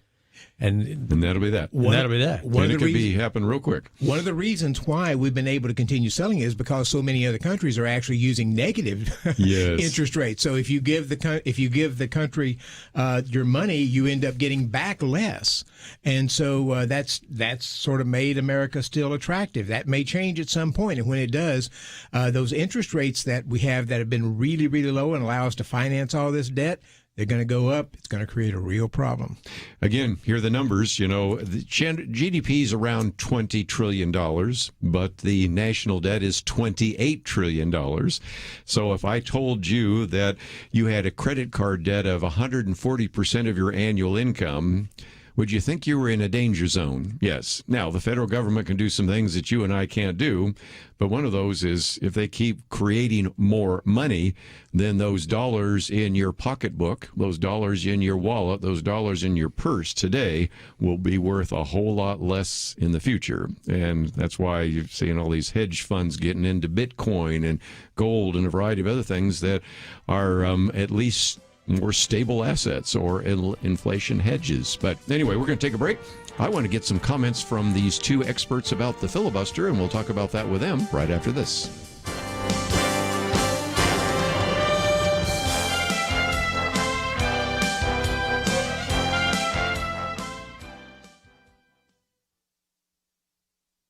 The early battles in the new Congress concern how much authority this new progressive government will amass unto itself. H.R. 1 would transfer to the federal government the traditional role of states in running their elections. The Equality Act would require public and private institutions nationwide to privilege LGBT identities over common sense and religious liberties. As lawmakers fight over totalitarian policies, a soft totalitarianism is rising, revealing a more insidious means of controlling Americans. It is not governmental or political, but is instead perpetrated by corporations and educational institutions. Spencer Klavan is associate editor at Claremont Review of Books and the American Mind. In a piece for the Daily Wire, he observes, "There is a deeply felt sense in the air right now that the most important fights are being fought in a wholly new arena, with wholly new rules." He describes three tectonic forces underlying the current state of affairs in America. They are cancel culture, the disappearing president, and the internet. Amazon controls what we can and cannot read. Social media giants cancel people for their opinions, censoring mostly conservative pro-life speech and opinions that declare moral precepts that were recently mainstream. Freedom of thought in academia is nearly extinct. At elite private schools, left-leaning parents fear reprisal if they object when their kids are made to feel like racists. Universities enforce woke dogma. Spencer Klavan mentions one New York student who, after criticizing the current anti-racist regime, warned,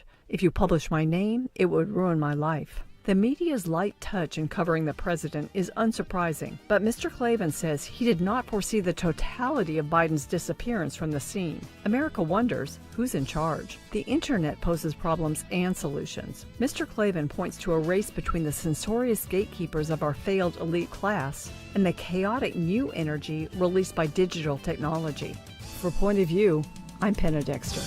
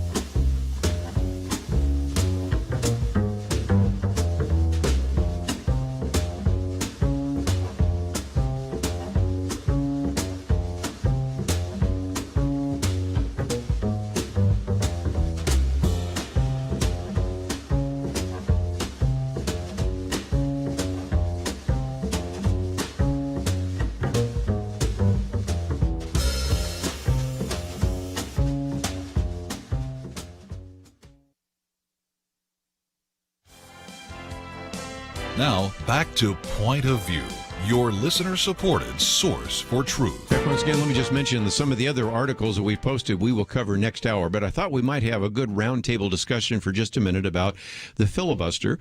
We did talk about it earlier in the week, but when you think of all the pieces of legislation that have passed the House, that would be H.R. 1, for example, for the People Act, H.R. 6, the Equality Act, two different gun control pieces of legislation that have passed the House, and then just recently, of course, you have the Dream and Promise Act and the Farm Workforce Modernization Act, which are basically amnesty bills, and we have a very good article about that on the website. And then, of course, once you change the filibuster, all sorts of other things. Can we bring in various U.S. territories as states, and can we pack the Supreme Court? So a lot of that is hinged on whether or not the filibuster remains in the United States Senate. And Dr. Merrill Matthews, I know you've been reading through some of the arcane regulations of Congress, but what about this? Is it possible that the filibuster will evaporate, or it will change in such a way to allow some of these pieces of legislation that I would say most Americans do not support actually getting passed? You know, you mentioned all the bills being passed in the House and sitting over in the Senate, and that's not unusual. That happens. I remember Paul Ryan talking about when he would be criticized, I think it'd be like 200 or 300 bills we've passed in the House, but they're not getting a vote in the Senate. That's not unusual. This time, I think it's a strategy, though, yes, because they're complaining about it so that they create more momentum for eliminating the filibuster. So the filibuster is not part of the Constitution. It was not in there. Both houses of Congress, once they passed it, were allowed to set up their own rules, and both of them had a rules book, which allowed what they called a previous question. That is where you call the question, and people have been in meetings and know that if somebody's droning on and on, somebody raises a hand, I call the question, you get a second, you get a vote, you stop the debate, and then you move on to something else. They both had that initially. In 1806, Vice President Aaron Burr convinced the Senate to eliminate that, and so that eliminated the ability to be able to shut off debate. But they didn't do much with it until the 1830s, and they started initiating something like a filibuster. Still was not used very widely until you get to the late 1800s. It started getting used fairly prominently, but it came to a head in 1917. When Woodrow Wilson, as president, wanted to be able to arm merchant ships that were being hunted by Germans. And the Republicans were filibustering that, not letting him do it. So he convinced the Senate to pass what was called Rule 22, which said you had to have, if you got 2/3 of the people present, present, right, and so that could be a small number. If you had 9 people there in the Senate, 6 of them could vote to end the filibuster, and it was over. Yeah. So you had that, and that sort of, they tweaked it a little bit along till you get to 1975. There you go. When they changed it again, and they said, okay, it's not just 2/3 of the people present, but 3/5. 3/5 of the 60. total Senate. Yeah. Mm-hmm. So you got to have 60 votes in there. Right. It's got to be, they got to be there. Plus, they did another thing, which Bill Galston calls the virtual filibuster. Yeah. So instead of doing the old Jimmy Stewart kind of thing where you have to stand up on the floor as he was as Mr. Jefferson Smith, who was a senator, and Mr. Smith goes to Washington, you can inform the majority leader that you're going to filibuster something and then go on vacation.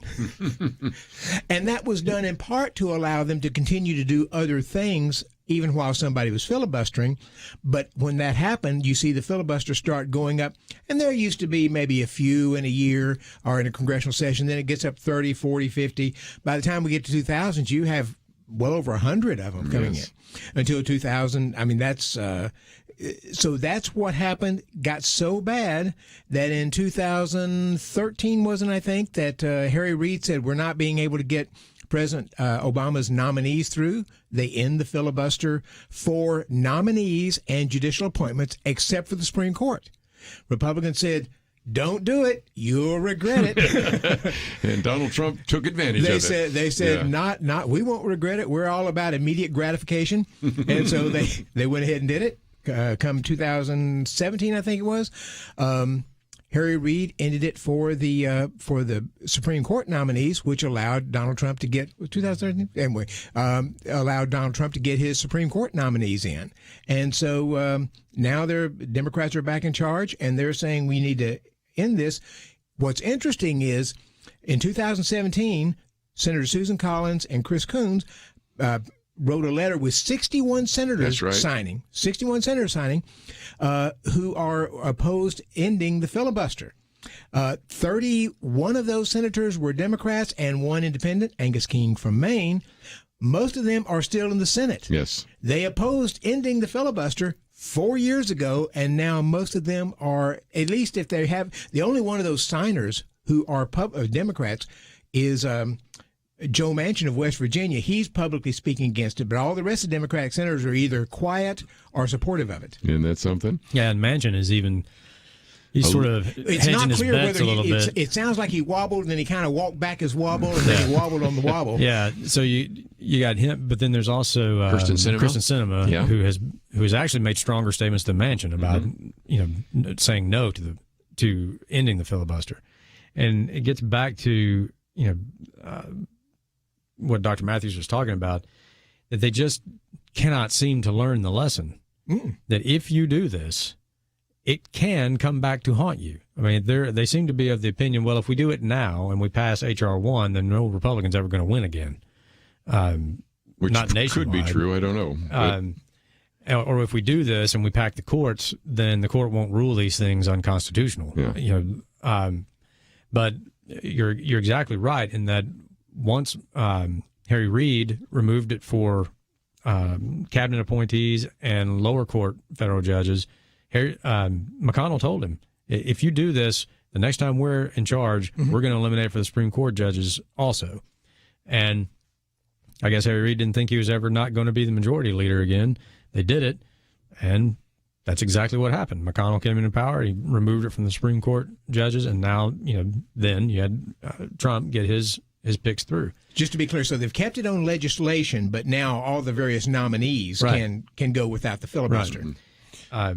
But yeah, it's almost never surprising to me when I hear about a really bad policy and its roots go back to Woodrow Wilson. For my money, maybe one of the worst presidents this country has ever elected.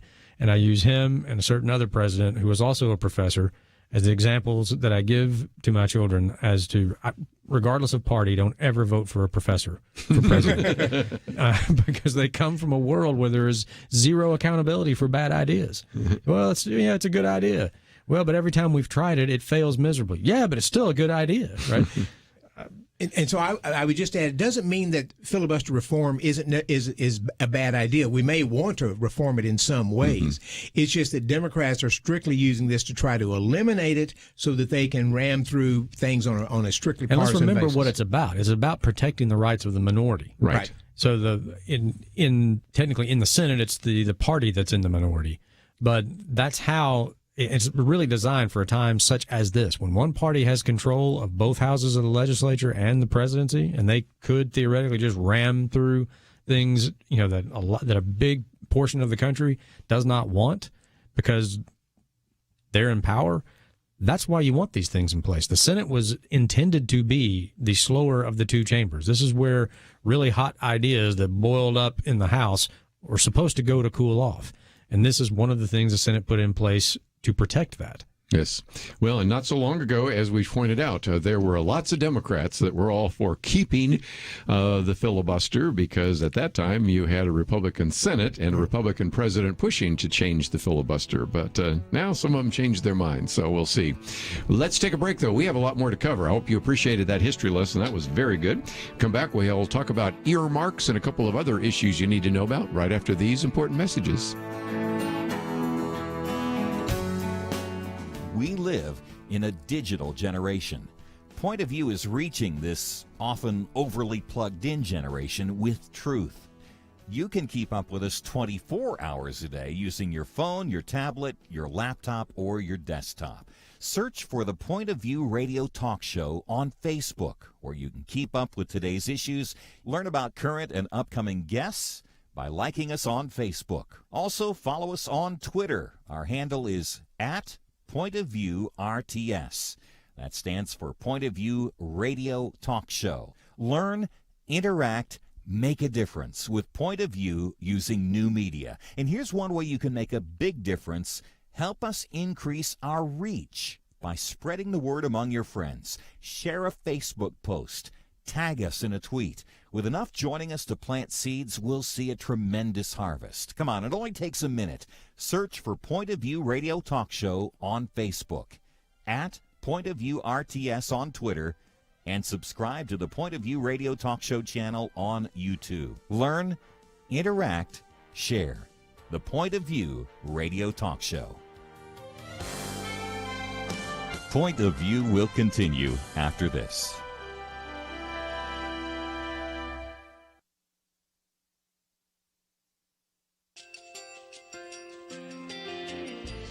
I just want to thank you so much for all the wonderful programming you have. You're just absolutely fantastic. I recently started listening to Point of View, and I really found it interesting because of the different subjects you cover. Thank you for that. I really appreciate everything that you do in keeping us informed. Thank you, Kerby, for everything that you have been doing. I appreciate all the work that you're doing, advocating for the Word of God. Thank you so much. Point of View, I think, is absolutely necessary because it's a Christian perspective, a biblical worldview perspective, and receive very current, up-to-date information. about what is really going on, week to week in our culture, which is changing so rapidly, and yet it's morally sliding backwards. Yeah, I'm just, first of all, I thank you guys. Y'all's program is wonderful, and enjoy it every day. I learn so much every time I listen to it. Point of View Radio Talk Show.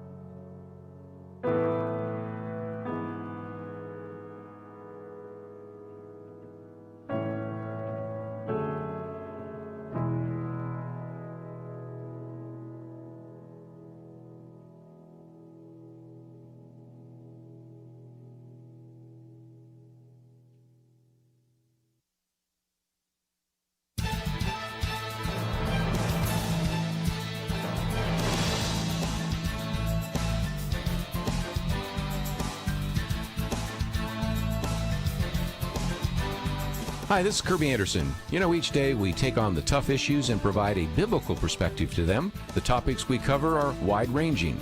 Apologetics, theology, prophecy, creation and evolution, intelligent design, marriage, family, child-rearing, the millennial generation, trends in society, politics, economics, business, religious liberty, the Constitution, public policy, foreign policy, military policy, tensions in the Middle East, abortion, homosexuality, pornography, sexual ethics, media, technology, history, and America's godly heritage. We talk about anything that affects your faith, your family, or your freedom. So don't go anywhere, because Point of View continues right now.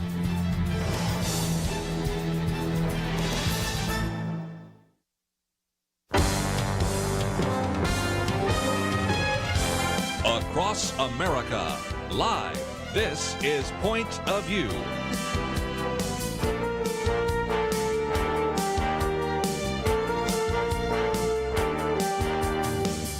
And now, Kerby Anderson. Welcome back. Continuing our conversation today with Lathan Watts and Dr. Merrill Matthews. And just for a minute, as a program note, let me mention that we talked about this modern monetary theory. Mm-hmm. And on Monday, Chuck Bentley will be with us, and that'll be part of our Truth Team, and we will talk about that again. So if you said, wait a minute, I'd like to know more about that. First of all, he has a whole chapter in his book on 7 gray swans, and that's one of the gray swans he thinks is a threat to the future. You can print as much money as you want. Deficits don't matter. Yes, they do. So we'll talk about that on Monday. But even as Dr. Merrill Matthews was going through that on the filibuster, you're probably thinking, does he have that written down somewhere? And the answer is yes. Yes. And we have a link to ipi.org.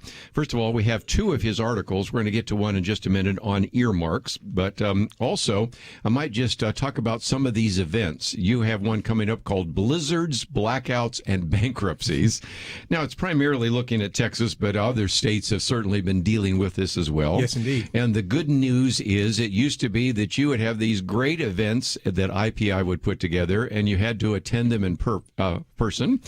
And people that were in New Hampshire, people that were in Georgia, people that were in Alaska going, yeah, no chance. But now, since these are Zoom events, anybody can go to ipi.org and register for that. So if they want to find your articles on various issues, on filibuster and all of the rest, or even this latest one that's coming out this coming Wednesday, they can sign up or watch it even after the fact, right? Right. We've got the Zoom event coming up next Wednesday. The filibuster piece is not out yet, but it will probably be out early next week. And then we've got a couple other pieces there of the things that we've talked about on the earmarks and the budget bill. So it's a lot of things there which are there for people to consume and share however they want. We also have a link to firstliberty.org, but we also try to encourage you to go to First Liberty Live. And that's something, Lathan, we can talk about, because some of your most recent ones have been about packing the court, about the filibuster, and a variety of other issues. So that is found at firstlibertylive.com, which is a different website, right? It is. That's where we sort of host our proprietary video content. You know, the firstliberty.org is still the main website. Still, learn a lot about our cases there. But First Liberty Live is sort of its own little show that we record, and we do it live, but we record it also. And put it up on that website there, firstlibertylive.com. We will bring in an expert and have Stuart Shepard interview them and talk about different issues. And we've done one on court packing, done one on the filibuster. I think the one yesterday was actually on the COVID vaccine. It was. Mm-hmm. Whether or not you can claim some sort of religious exemption to it. A lot of people have questions about that. That's a good episode to watch. So yeah, you can. We do one of those every Thursday. So you can watch it live, or you can go back to the website, and it'll be posted there as well. And I just might mention, Kerby, that I did a podcast for IPI yesterday, which is there on the homepage, with longtime Point of View friend Dan Pella. Yes, you did. Because we've got tax days coming up, so we just kind of go through some of the things. And Dan and I covered this on Point of View here a few weeks ago. But if people didn't listen to that, they can't find it here. They can go to that podcast, and Dan kind of walks them through some of the things that 2020 was a COVID year, and people got stimulus checks, they got unemployment checks, a lot of businesses closed and so forth, and it raises a number of questions about how I deal with my taxes, which have now been postponed to May 17 for most of the country, June 15 for Texas, I think Oklahoma, and maybe one other state. Yeah, so again, just a couple of ideas of various material. You can click on the picture either of Lathan Watts or Dr. Merrill Matthews, and you can find it. And Dr. Matthews, let's get to this issue of earmarks. First of all, is reviving earmarks a smear mark for Congress? And I love this one here, the editorial board here of the Wall Street Journal. Earmarks are the GOP's bridge to nowhere. Our listeners up there in Alaska might remember the bridge to nowhere, which was a good example of something that was $223 million.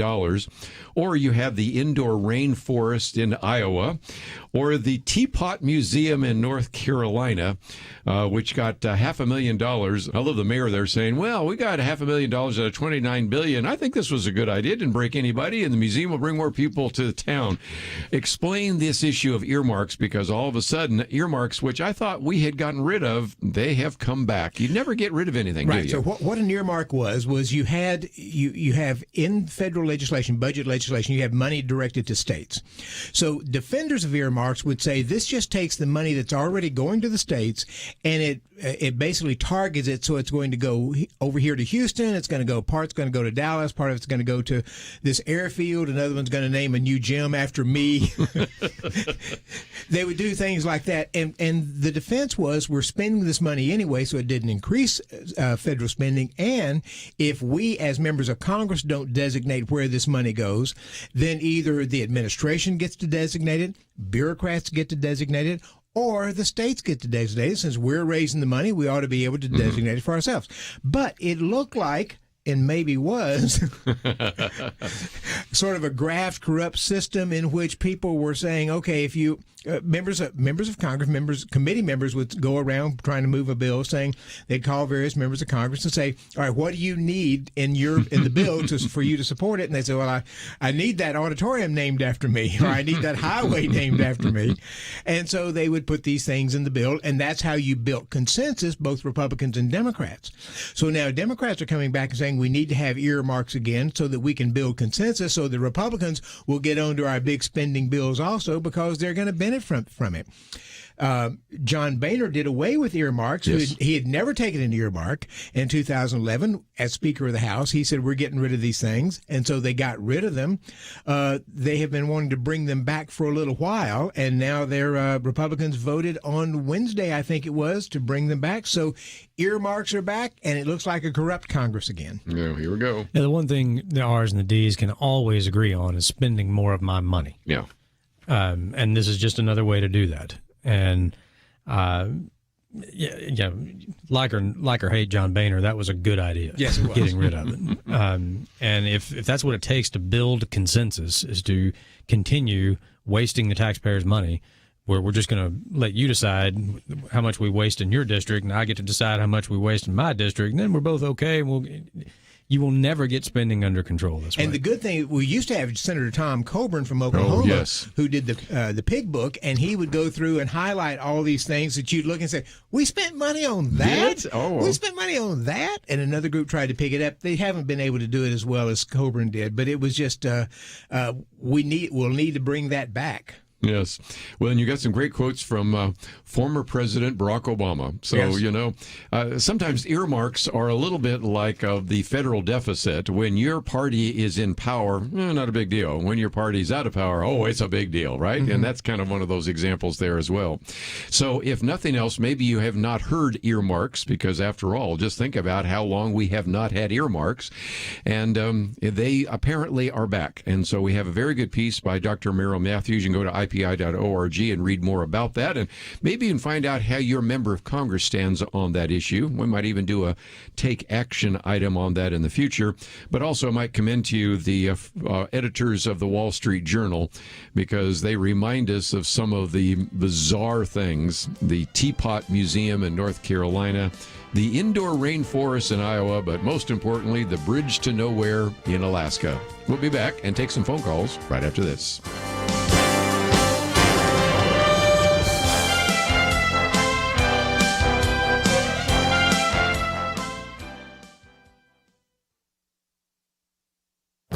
This is Viewpoints with Kerby Anderson.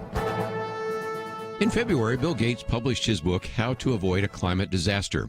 I took the time to read through it in detail because he has been willing to study the issue in depth and invest major funds through his foundation looking for technological answers and breakthroughs. He understands that if we want to address poverty around the world, we need to provide them with energy without releasing more greenhouse gases. And he also acknowledges he may not be the best spokesman since he lives in a 66,000 square foot home and owns a private jet company. The subtitle of his book explains his vision, the solutions we have, and the breakthroughs we need. If you take the time to read his book, you realize the enormous challenges before us in order to reach the goal of zero carbon emissions by 2050. In the middle of the book, he starts a section with a quick quiz. Which of these contain the most energy? A gallon of gasoline, a stick of dynamite, or a hand grenade? The answer is a gallon of gasoline.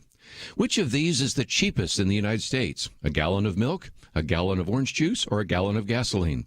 Once again, the answer is a gallon of gasoline. This illustrates the challenge of moving this country away from fossil fuels, which are both energy dense and remarkably cheap.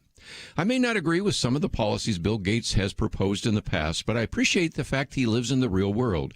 He understands the significant challenges we would face to reduce carbon emissions while also trying to raise the standard of living of the poorest countries in the world. I can think of a number of environmental activists as well as members of Congress that need to read this book. It is an antidote to the cheap environmental cliches tossed around these days.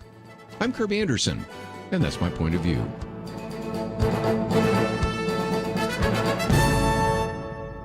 For a free copy of Kerby's booklet, A Biblical View on Loneliness, go to viewpoints.info/loneliness. That's viewpoints.info/loneliness.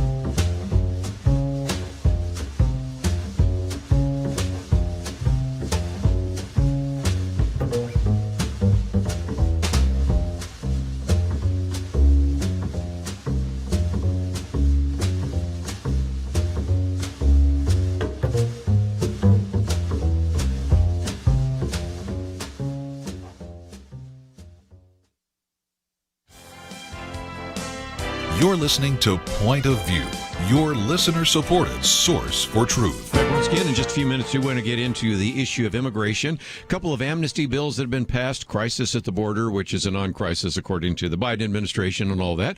But when we raised the question about earmarks, I have a good question here from Mark in Georgia. And so let's, if we can, put that one on the table. Mark, thank you for joining us today here on Point of View.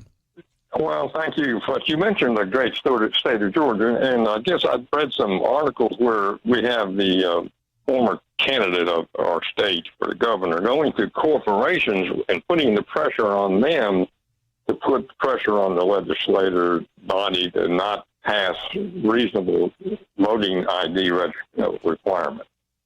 And most of these corporations, like Coca-Cola, have people don't even live in our state. Like Warren Buffett and others. Is it reasonable to, what can we do to push back against that effort where people from outside our state are trying to dictate how we want to run our state? And unfortunately, that's kind of one of those chronic problems. But two issues. Number one, how much influence should corporations have? And I'll disconnect that for a minute from something we will get into, and that is, voter ID and all sorts of election issues right now being considered, especially in the state of Georgia. But any thoughts about corporations generally? Yes, because we do have a constitutional provision that allows for the redress of grievances, which is essentially what we call lobbying, and you can go and make your petitions known. And if they didn't come as the CEO of the corporation, they could come as an individual person who just happens to be the CEO of the corporation.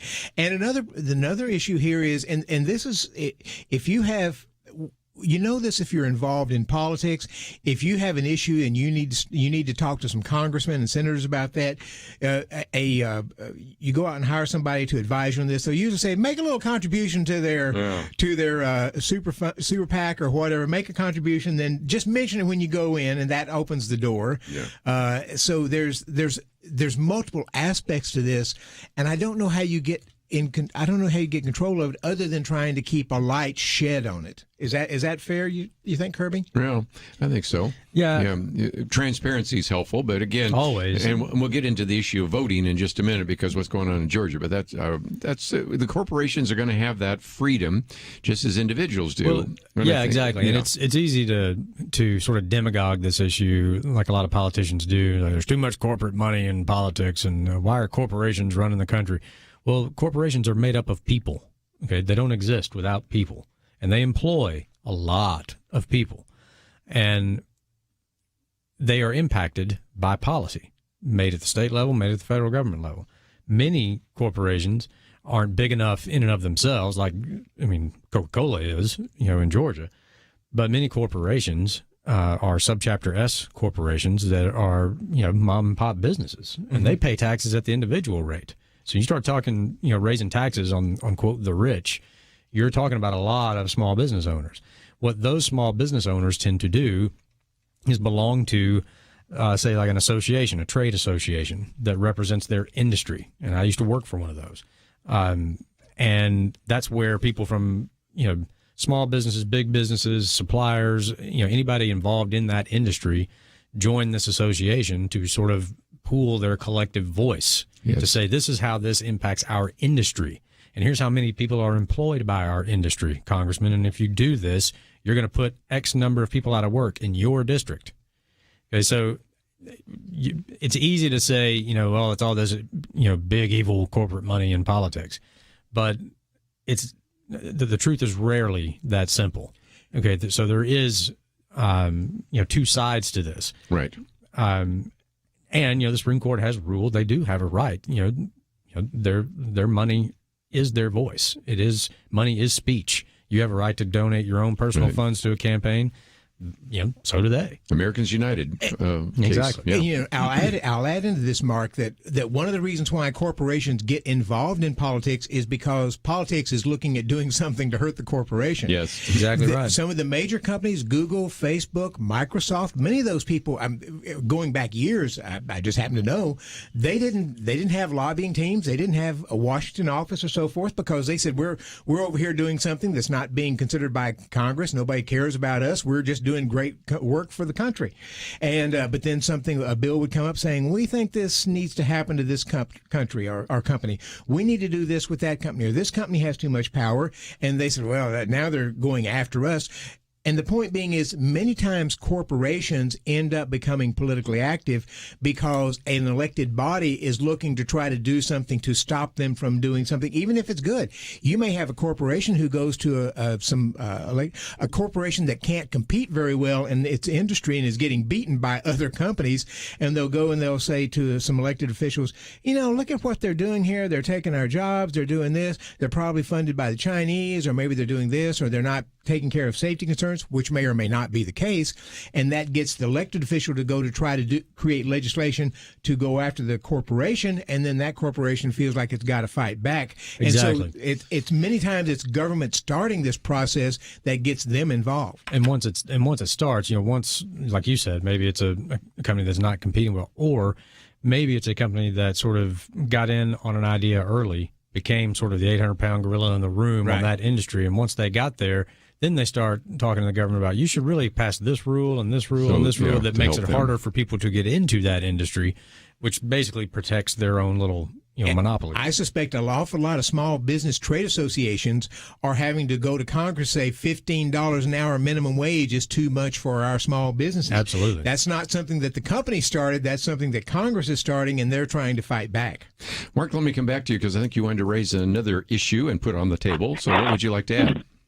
Well, first, thank you for the education on that. And of course, then we have those corporations like Google that puts an interference into the election process. Very true. Which is the point I want to make is, I guess recently I read an article or listened, maybe even on this station, where after the election, and the president called our state asking for some information about the election process and pointed out there was a county that should be looked into, et cetera, et cetera. Right. Then I guess there was some publications put out about the interference and how he made some requirements known, but it was turned out to be not fact-checked and was misinformation, which may have affected the senator's election here in our state. I think so. And my article yesterday on big media falsehoods with Glenn Greenwald was one of those. And then even the Wednesday issue where they were talking about some of the political media's corruption. That was a very good piece by David Harsanyi. Just illustrates that, after the fact, they said, oh, my bad, actually now that we've listened to the tape, it actually was not that. And so the first thing I've said before is, if some particular article has an anonymous source, almost every time the anonymous source, whether it's Russiagate or whether it's the conversation that the president had with the president of Ukraine, or whether in this case is the conversation the president, that is former President Donald Trump had with the Georgia official, it's always wrong. And so don't take it quite seriously. But again, even Glenn Greenwald in our piece yesterday talks about how one particular group fact checks the other group and everybody keeps a false head going, and you can never actually go and get the real truth out. And having worked with the media for years, many times they will just simply take, if you put out a press release and they like your organization, they will change a few words, and all of a sudden that becomes the news story. And you don't have to be right in what you say in the press release, and they'll put it out as news. I used to say, and I think it's true, it's not true of all people in the media, but a lot of the media people are lazy people who are willing just to take something and run with it without having to do any serious work on it. Yeah, no, I don't disagree with that at all. The issue that Mark brought up the second time is a really interesting one for sort of legal nerds, because the Constitution protects you from the government.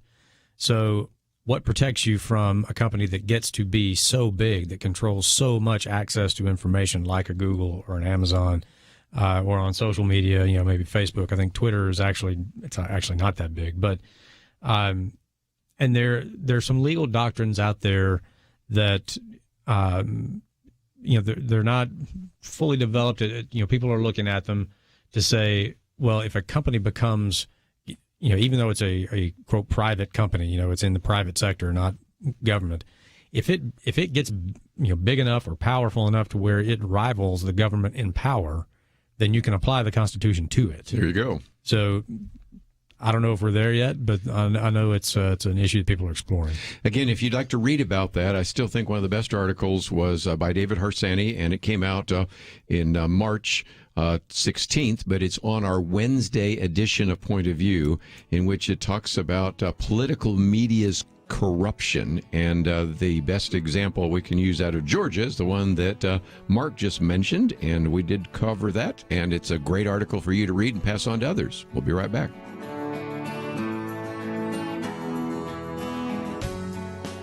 Having civil conversations about important issues seems to be harder and harder. Various media outlets tell people what they should believe, why they should be outraged, and getting people to actually think, well, it can be difficult. Whether it's the gospel, tax issues, social policy, or just about anything else, you need to have solid information and clear thinking to address the hard issues. You need God's truth applied.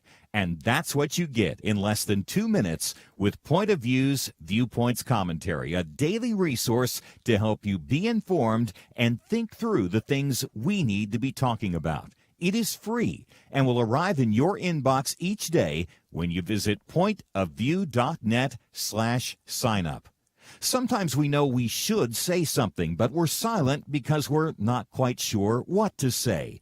Viewpoints Commentary can help you break the silence and change the narrative. It can make you a more equipped agent for truth. Get your free subscription to the Viewpoints Commentary at pointofview.net/signup. pointofview.net/signup. Point of View will continue after this.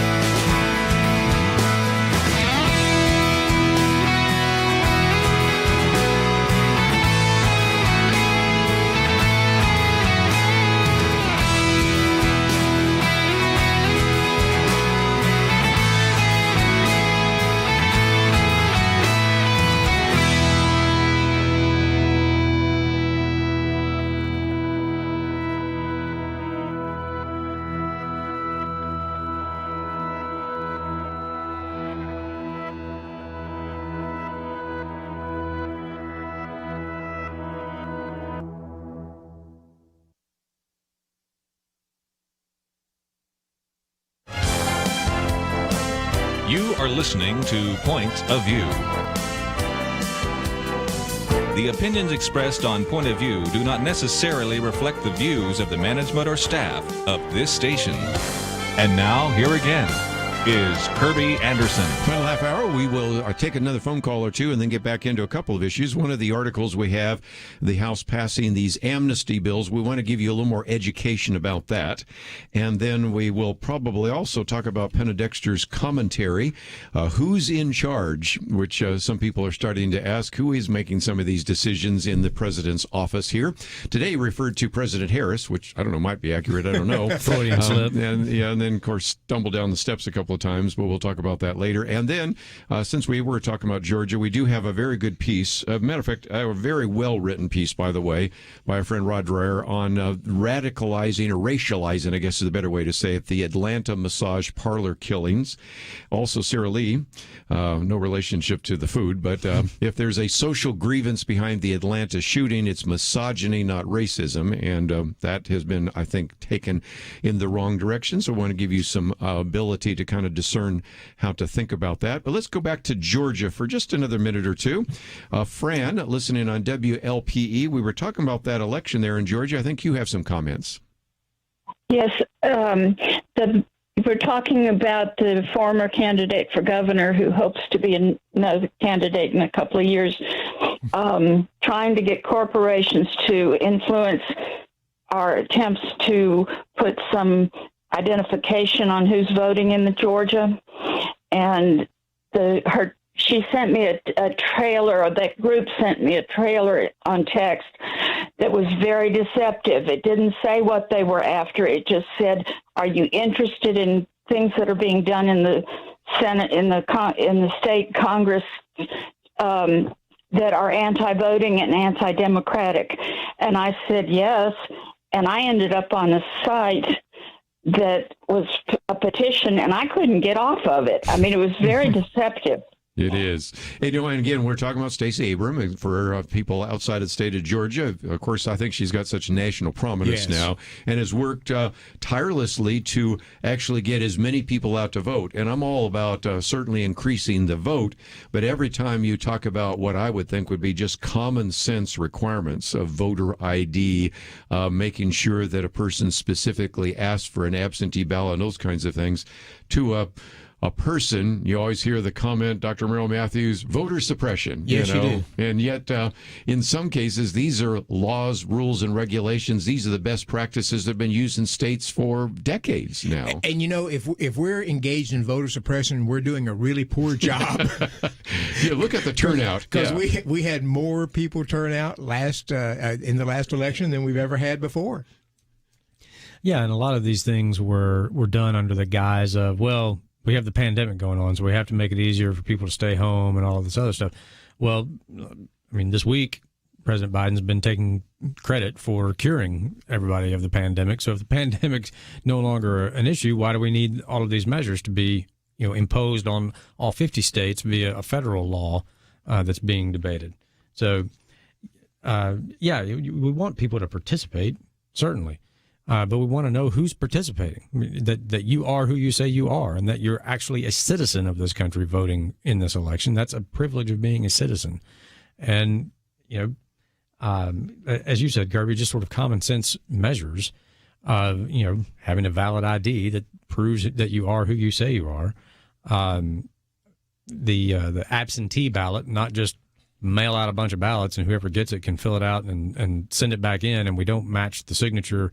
We don't take a look at the signature to match it to make sure it's the right person that we actually mailed it to. I mean, all of these things are just ripe for opportunities for people to do underhanded things in elections. And it doesn't take, if you're in a very close election, it doesn't take a whole lot of votes to swing it one way or the other. And all of these things make that more and more likely, which decreases people's confidence in the outcome of elections, which is actually, an impediment to people voting. If they don't think it's that their vote's going to really count for that much, or that the person they're voting for is going to lose because the other side's better at stealing votes, then they're less likely to vote. Yes.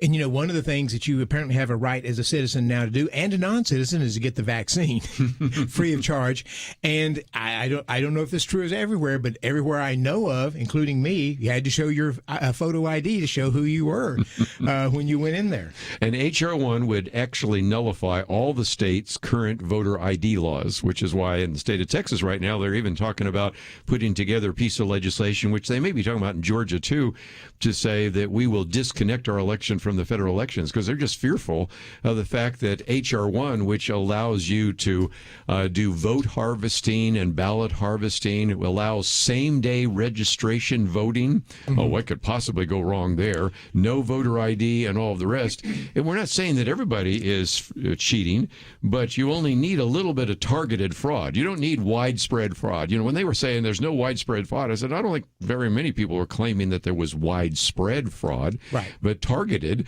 in certain states. And Georgia became one of those hot spots. And what's happened now is when they say there's no widespread fraud, that is taken as a sort of a sense of there is no fraud. Right. So they'll say there's no widespread fraud, and it's not the same thing. And even in the state of Texas, let me use my own state here. Since we're broadcasting in Texas, nobody has said that there was widespread fraud. We have two major voter fraud cases right now. One in an individual that it was like a judge and a couple of other Confederates, which were actually cited with like 150 counts of voter fraud. So even in a place which, like Texas, has pretty good regulations, you've had some of that. So occasionally that is the case. And when you look at some of the other states, and this gets back to something you said just a minute ago, Lathan Watts, the decisions were being made by not the state legislature. And I've got my Constitution here. Should we pull it out here again? Because it says the state legislature addresses these issues. And when a judge, a governor, a county judge, a federal judge, maybe even an election official changes the laws, that seems unconstitutional, right? It seems unconstitutional because it is unconstitutional. I was setting him up for that one. And, the other issue here is that in almost every state, I believe, you'll have some cases of somebody who is not here as a citizen. Right. They might be here as a resident, but not allowed to vote. Sure. Or they're not here legally, and they end up voting, and they find out that this, and the person always says, oh, I didn't know that I wasn't allowed to vote, or I saw the commercial, so I thought I was supposed to go vote. Whether that's true or not, it's a different issue. But now we're letting in a whole lot more people who may make, let's just say, if there's no registration, no serious registration, no attempt to check who they are, they could easily come in and say, I thought I was supposed to vote. I mean, I'm here in the country. I'm getting welfare benefits. I may even have a driver's license. And my kids are going to school. I did one a while back where we had a state senator in the state of Texas. He came in here and just said in Dallas he was able to identify all sorts of people that were actually not citizens who voted. Some have been voting since 1980. You think about this. You've been voting since 1980.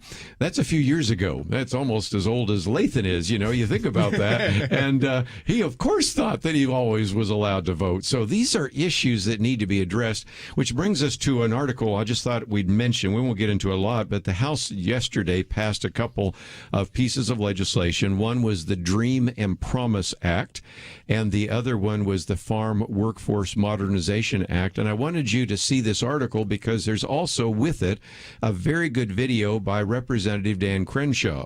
Because when we talk about dreamers, we're saying, students that are here, young people that are here that were brought by their parents illegally. Well, they didn't have a choice in it. They probably don't even speak Spanish or whatever language. Maybe if they were brought from Romania or Slovenia, wherever, they don't speak anything except English. So but as he points out, and you can watch the video, this expands the word dreamer pretty large. In a very significant way, right? Right, and Barack Obama did that. He first did the executive order on DACA, the students, or the children, and then he added that to the parents in a way, and it was this is an attempt to try to expand that. And then this is where you get to the chain migration. If one gets to be a citizen, and then those closely related, but then if you have others who are related, then you get a huge amount of people coming in. And so, again, then all those individuals get to vote. And I wonder which way they'd vote. And somebody jokingly said the other day, because the Hispanic vote has now gone more and more to Donald Trump, not to assume that it's going to go to Republican next time, you almost need to bring in some other Hispanics. And again, a lot of people coming across the border are not just from Mexico or Latin America. They have now identified people from 60 different countries that have been crossing the border. And for those of you that don't live in a border state, sometimes as many as 6,000 people crossing every single day. Once Hispanics start voting Republican, Democrats will try to stop that process in a hurry. Yeah, so They'll start building the wall. They'll want picture IDs. Yeah, so we'll see. Anyway, that is a piece that we've posted there as well. When we come back, Penna Dexter's written a little bit about who's in charge. I'd love to go around the round table here. She quotes from Spencer Clavin and a number of others, kind of wondering, who ordered that bombing in Syria, and who does he understand all the things he's signing? So we'll talk about that right after these important messages.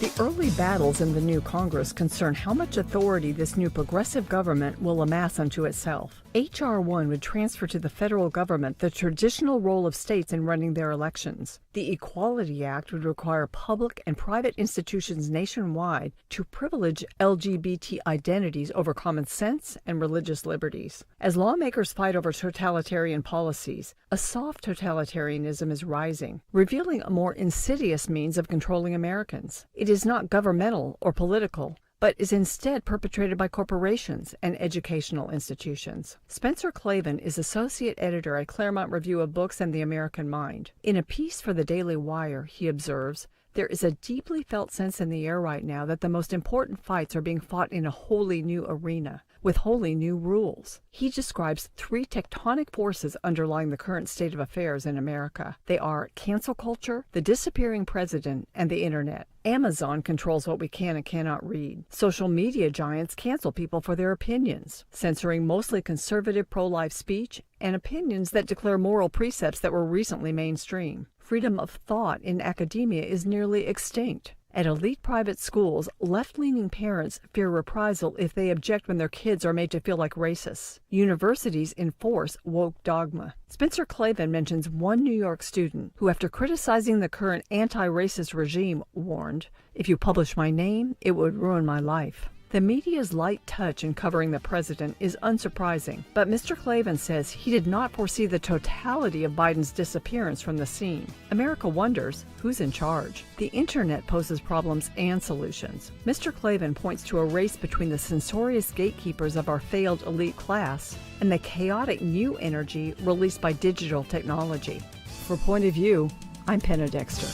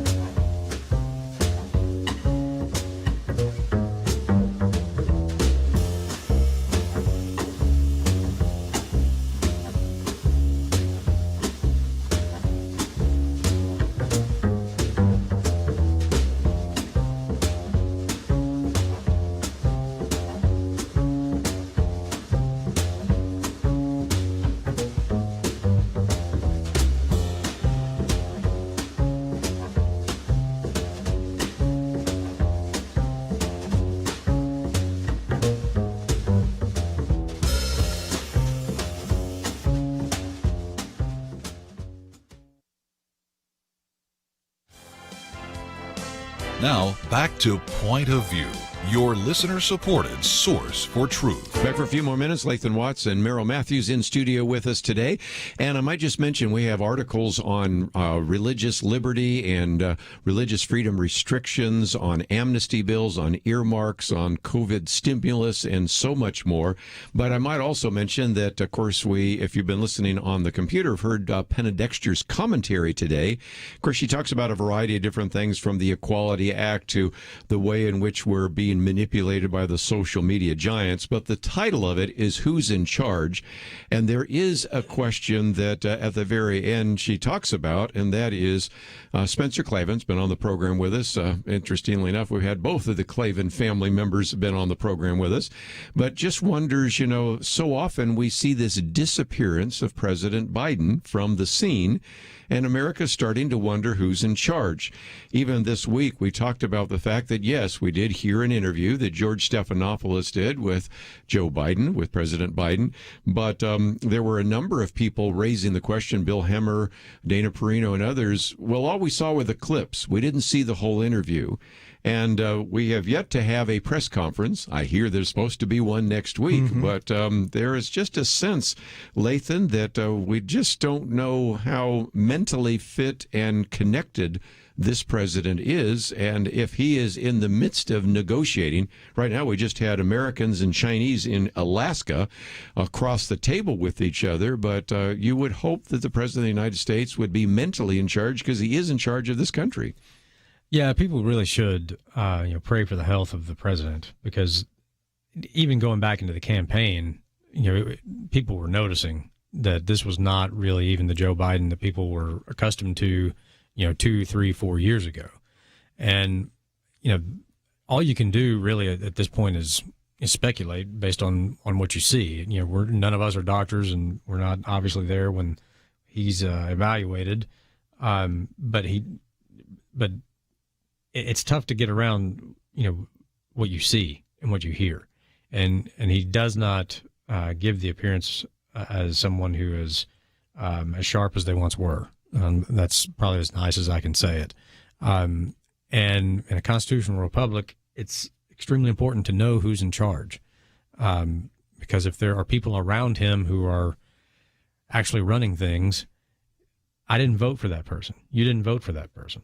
You voted for Mr. Biden, or you voted for Trump, or whoever, but Biden won. He is the guy who is in the office.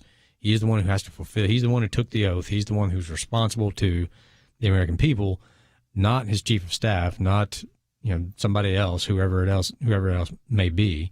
And that's, you have to have that for accountability. It's a part of having a constitutional republic. Sure. People need to know who is in charge, because they need to know who to hold accountable for these things. And these are interesting times, as they may say. You need somebody across the table from China who's firing on all cylinders, because China's the biggest issue we have to deal with right now. China, maybe a close second would be Russia. And you saw the back and forth between Biden and Putin this past week. Isn't that something? Or you have the president in that interview, I think, with Stephanopoulos, where he just asked him, do you think Putin is a killer? Yes. And Putin's response has been translated from Russian to English as, it takes one to know one.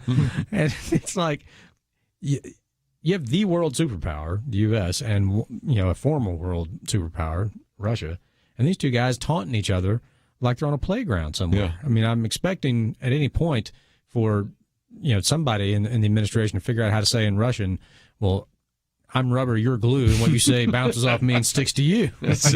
Or my dad could have beat up your dad. That's dangerous in geopolitical terms. You need to know who's minding the store. Yeah. Well, I've gone from calling him Sleepy Joe Biden to Slipping Joe Biden. Yeah. Because it looks like he's slipping a little bit, and we don't know. It may not be the case. I mean, when you get older, you get some of these issues coming up, and we saw this with Ronald Reagan, starting in about '86. In his last couple of years, he seemed to be getting a little sleepier, less in charge of things. The media would catch him sort of nodding off at meetings and so forth. I do that. But the media were on top of that. They don't seem to be on top of this. And so, again, just another issue that we put up there. Let me also mention a very good piece here that we've posted by Rod Dreyer on the idea of seeing everything in racial terms. And this individual that went in and killed a number of these Asian American women, but also Anglo-American women, has always been seen as, at least by some of the media, as a good example of attacks on Asians. And there have been a lot of attacks on Asians, by the way. If you looked at those numbers, especially on hate crime legislation, I pointed out a year ago, about half of those were against Jewish people, but another sizable portion were about Asians. And some of that was happening long before we ever had the Chinese flu. They're all saying, well, it all has to do with the Wuhan flu. And I think let's just take pause here and go back and recognize this as a sad set of circumstances, but it's being used right now to justify everything from any kind of anti-immigrant legislation to anti-gun legislation. And there's been anti-Asian sentiment going back to the mid-1800s. Unfortunately. I mean, that's just been the case. And, of course, you had in World War II, you had the internment camps. So that we have a history of that. We want to try to get past it. And my goodness, Asians have become really a major force in the country, both in education, music, and a number of things. So this is and small businesses. I mean, they go out, they're entrepreneurs. It almost seems to be in their genes. They just start small businesses. They're very, very important aspects of our society. And it's just tragic that this is happening. And again, any kind of racist actions should be condemned. We have a booklet on it. We've talked about it and all the rest. But I just wanted to mention that's a very good piece by Rod Dreyer, who goes through that in some detail in case you'd like to read that or maybe counter some of the things you're hearing being said. But just before we run out of time, I want to go around the round table and talk about these organizations. But as a program note, don't forget that next week is Truth Team. So we're going to have Alan West with us and Robert Knight and Chuck Bentley, I mentioned, John Stone Street. Josh McDowell will be with us later on the week, his son, Sean McDowell. So we're going to be talking about everything from issues to apologetics. But Dr. Merrill Matthews, again, there's an opportunity for people to go to ipi.org. It's a great IPI.org. We've got a Zoom call coming up to talk about the Texas blackout and some of the problems. That'll be coming up next Wednesday, I believe. Yes. So they can go to ipi.org. All of our information is there available free of charge and free for sharing. And I love that. Blizzards, blackouts, and bankruptcies. So love the alliteration, but also we have an opportunity for people to go to firstliberty.org or firstlibertylive.com. And if you're saying, I'd like to learn a little bit more about court packing or about the filibuster or the most recent one, a lot of people are saying, I'm not sure I want to take the COVID vaccine. Is there a possibility that I could claim a religious exemption? And you covered that yesterday, didn't you? Yeah, firstlibertylive.com is where you can see our show, First Liberty Live, and previous episodes. And the one yesterday was on the COVID vaccine and if there are religious exemptions to it. But there's a lot of good content there. And then our home, our website, firstliberty.org, where if you need our help, that's where you need to go to contact us. Just click the Get Legal Help tab and let us know what's going on. Well, again, I hope that you will be with us next week. It's Truth Team. It's an opportunity for us just to remind you that we do raise financial support and are dependent upon you to bring these programs to you. So I hope you'll join us as we bring in a lot of experts. I just mentioned a handful of those. There'll be other people that will be part of that, and we hope you'll participate in that as well. I want to thank Andrew. I'm glad he's back, and Steve for their help behind the scenes. Have a great weekend. We look forward to seeing you right here on Monday on Point of View.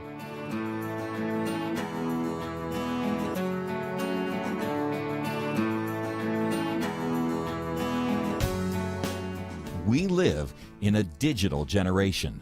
Point of View is reaching this often overly plugged-in generation with truth. You can keep up with us 24 hours a day using your phone, your tablet, your laptop, or your desktop. Search for the Point of View radio talk show on Facebook, where you can keep up with today's issues, learn about current and upcoming guests by liking us on Facebook. Also, follow us on Twitter. Our handle is @PointOfViewRTS. That stands for Point of View Radio Talk Show. Learn, interact, make a difference with Point of View using new media. And here's one way you can make a big difference. Help us increase our reach by spreading the word among your friends. Share a Facebook post. Tag us in a tweet. With enough joining us to plant seeds, we'll see a tremendous harvest. Come on, it only takes a minute. Search for Point of View Radio Talk Show on Facebook, at Point of View RTS on Twitter, and subscribe to the Point of View Radio Talk Show channel on YouTube. Learn, interact, share. The Point of View Radio Talk Show. Point of View is produced by Point of View Ministries.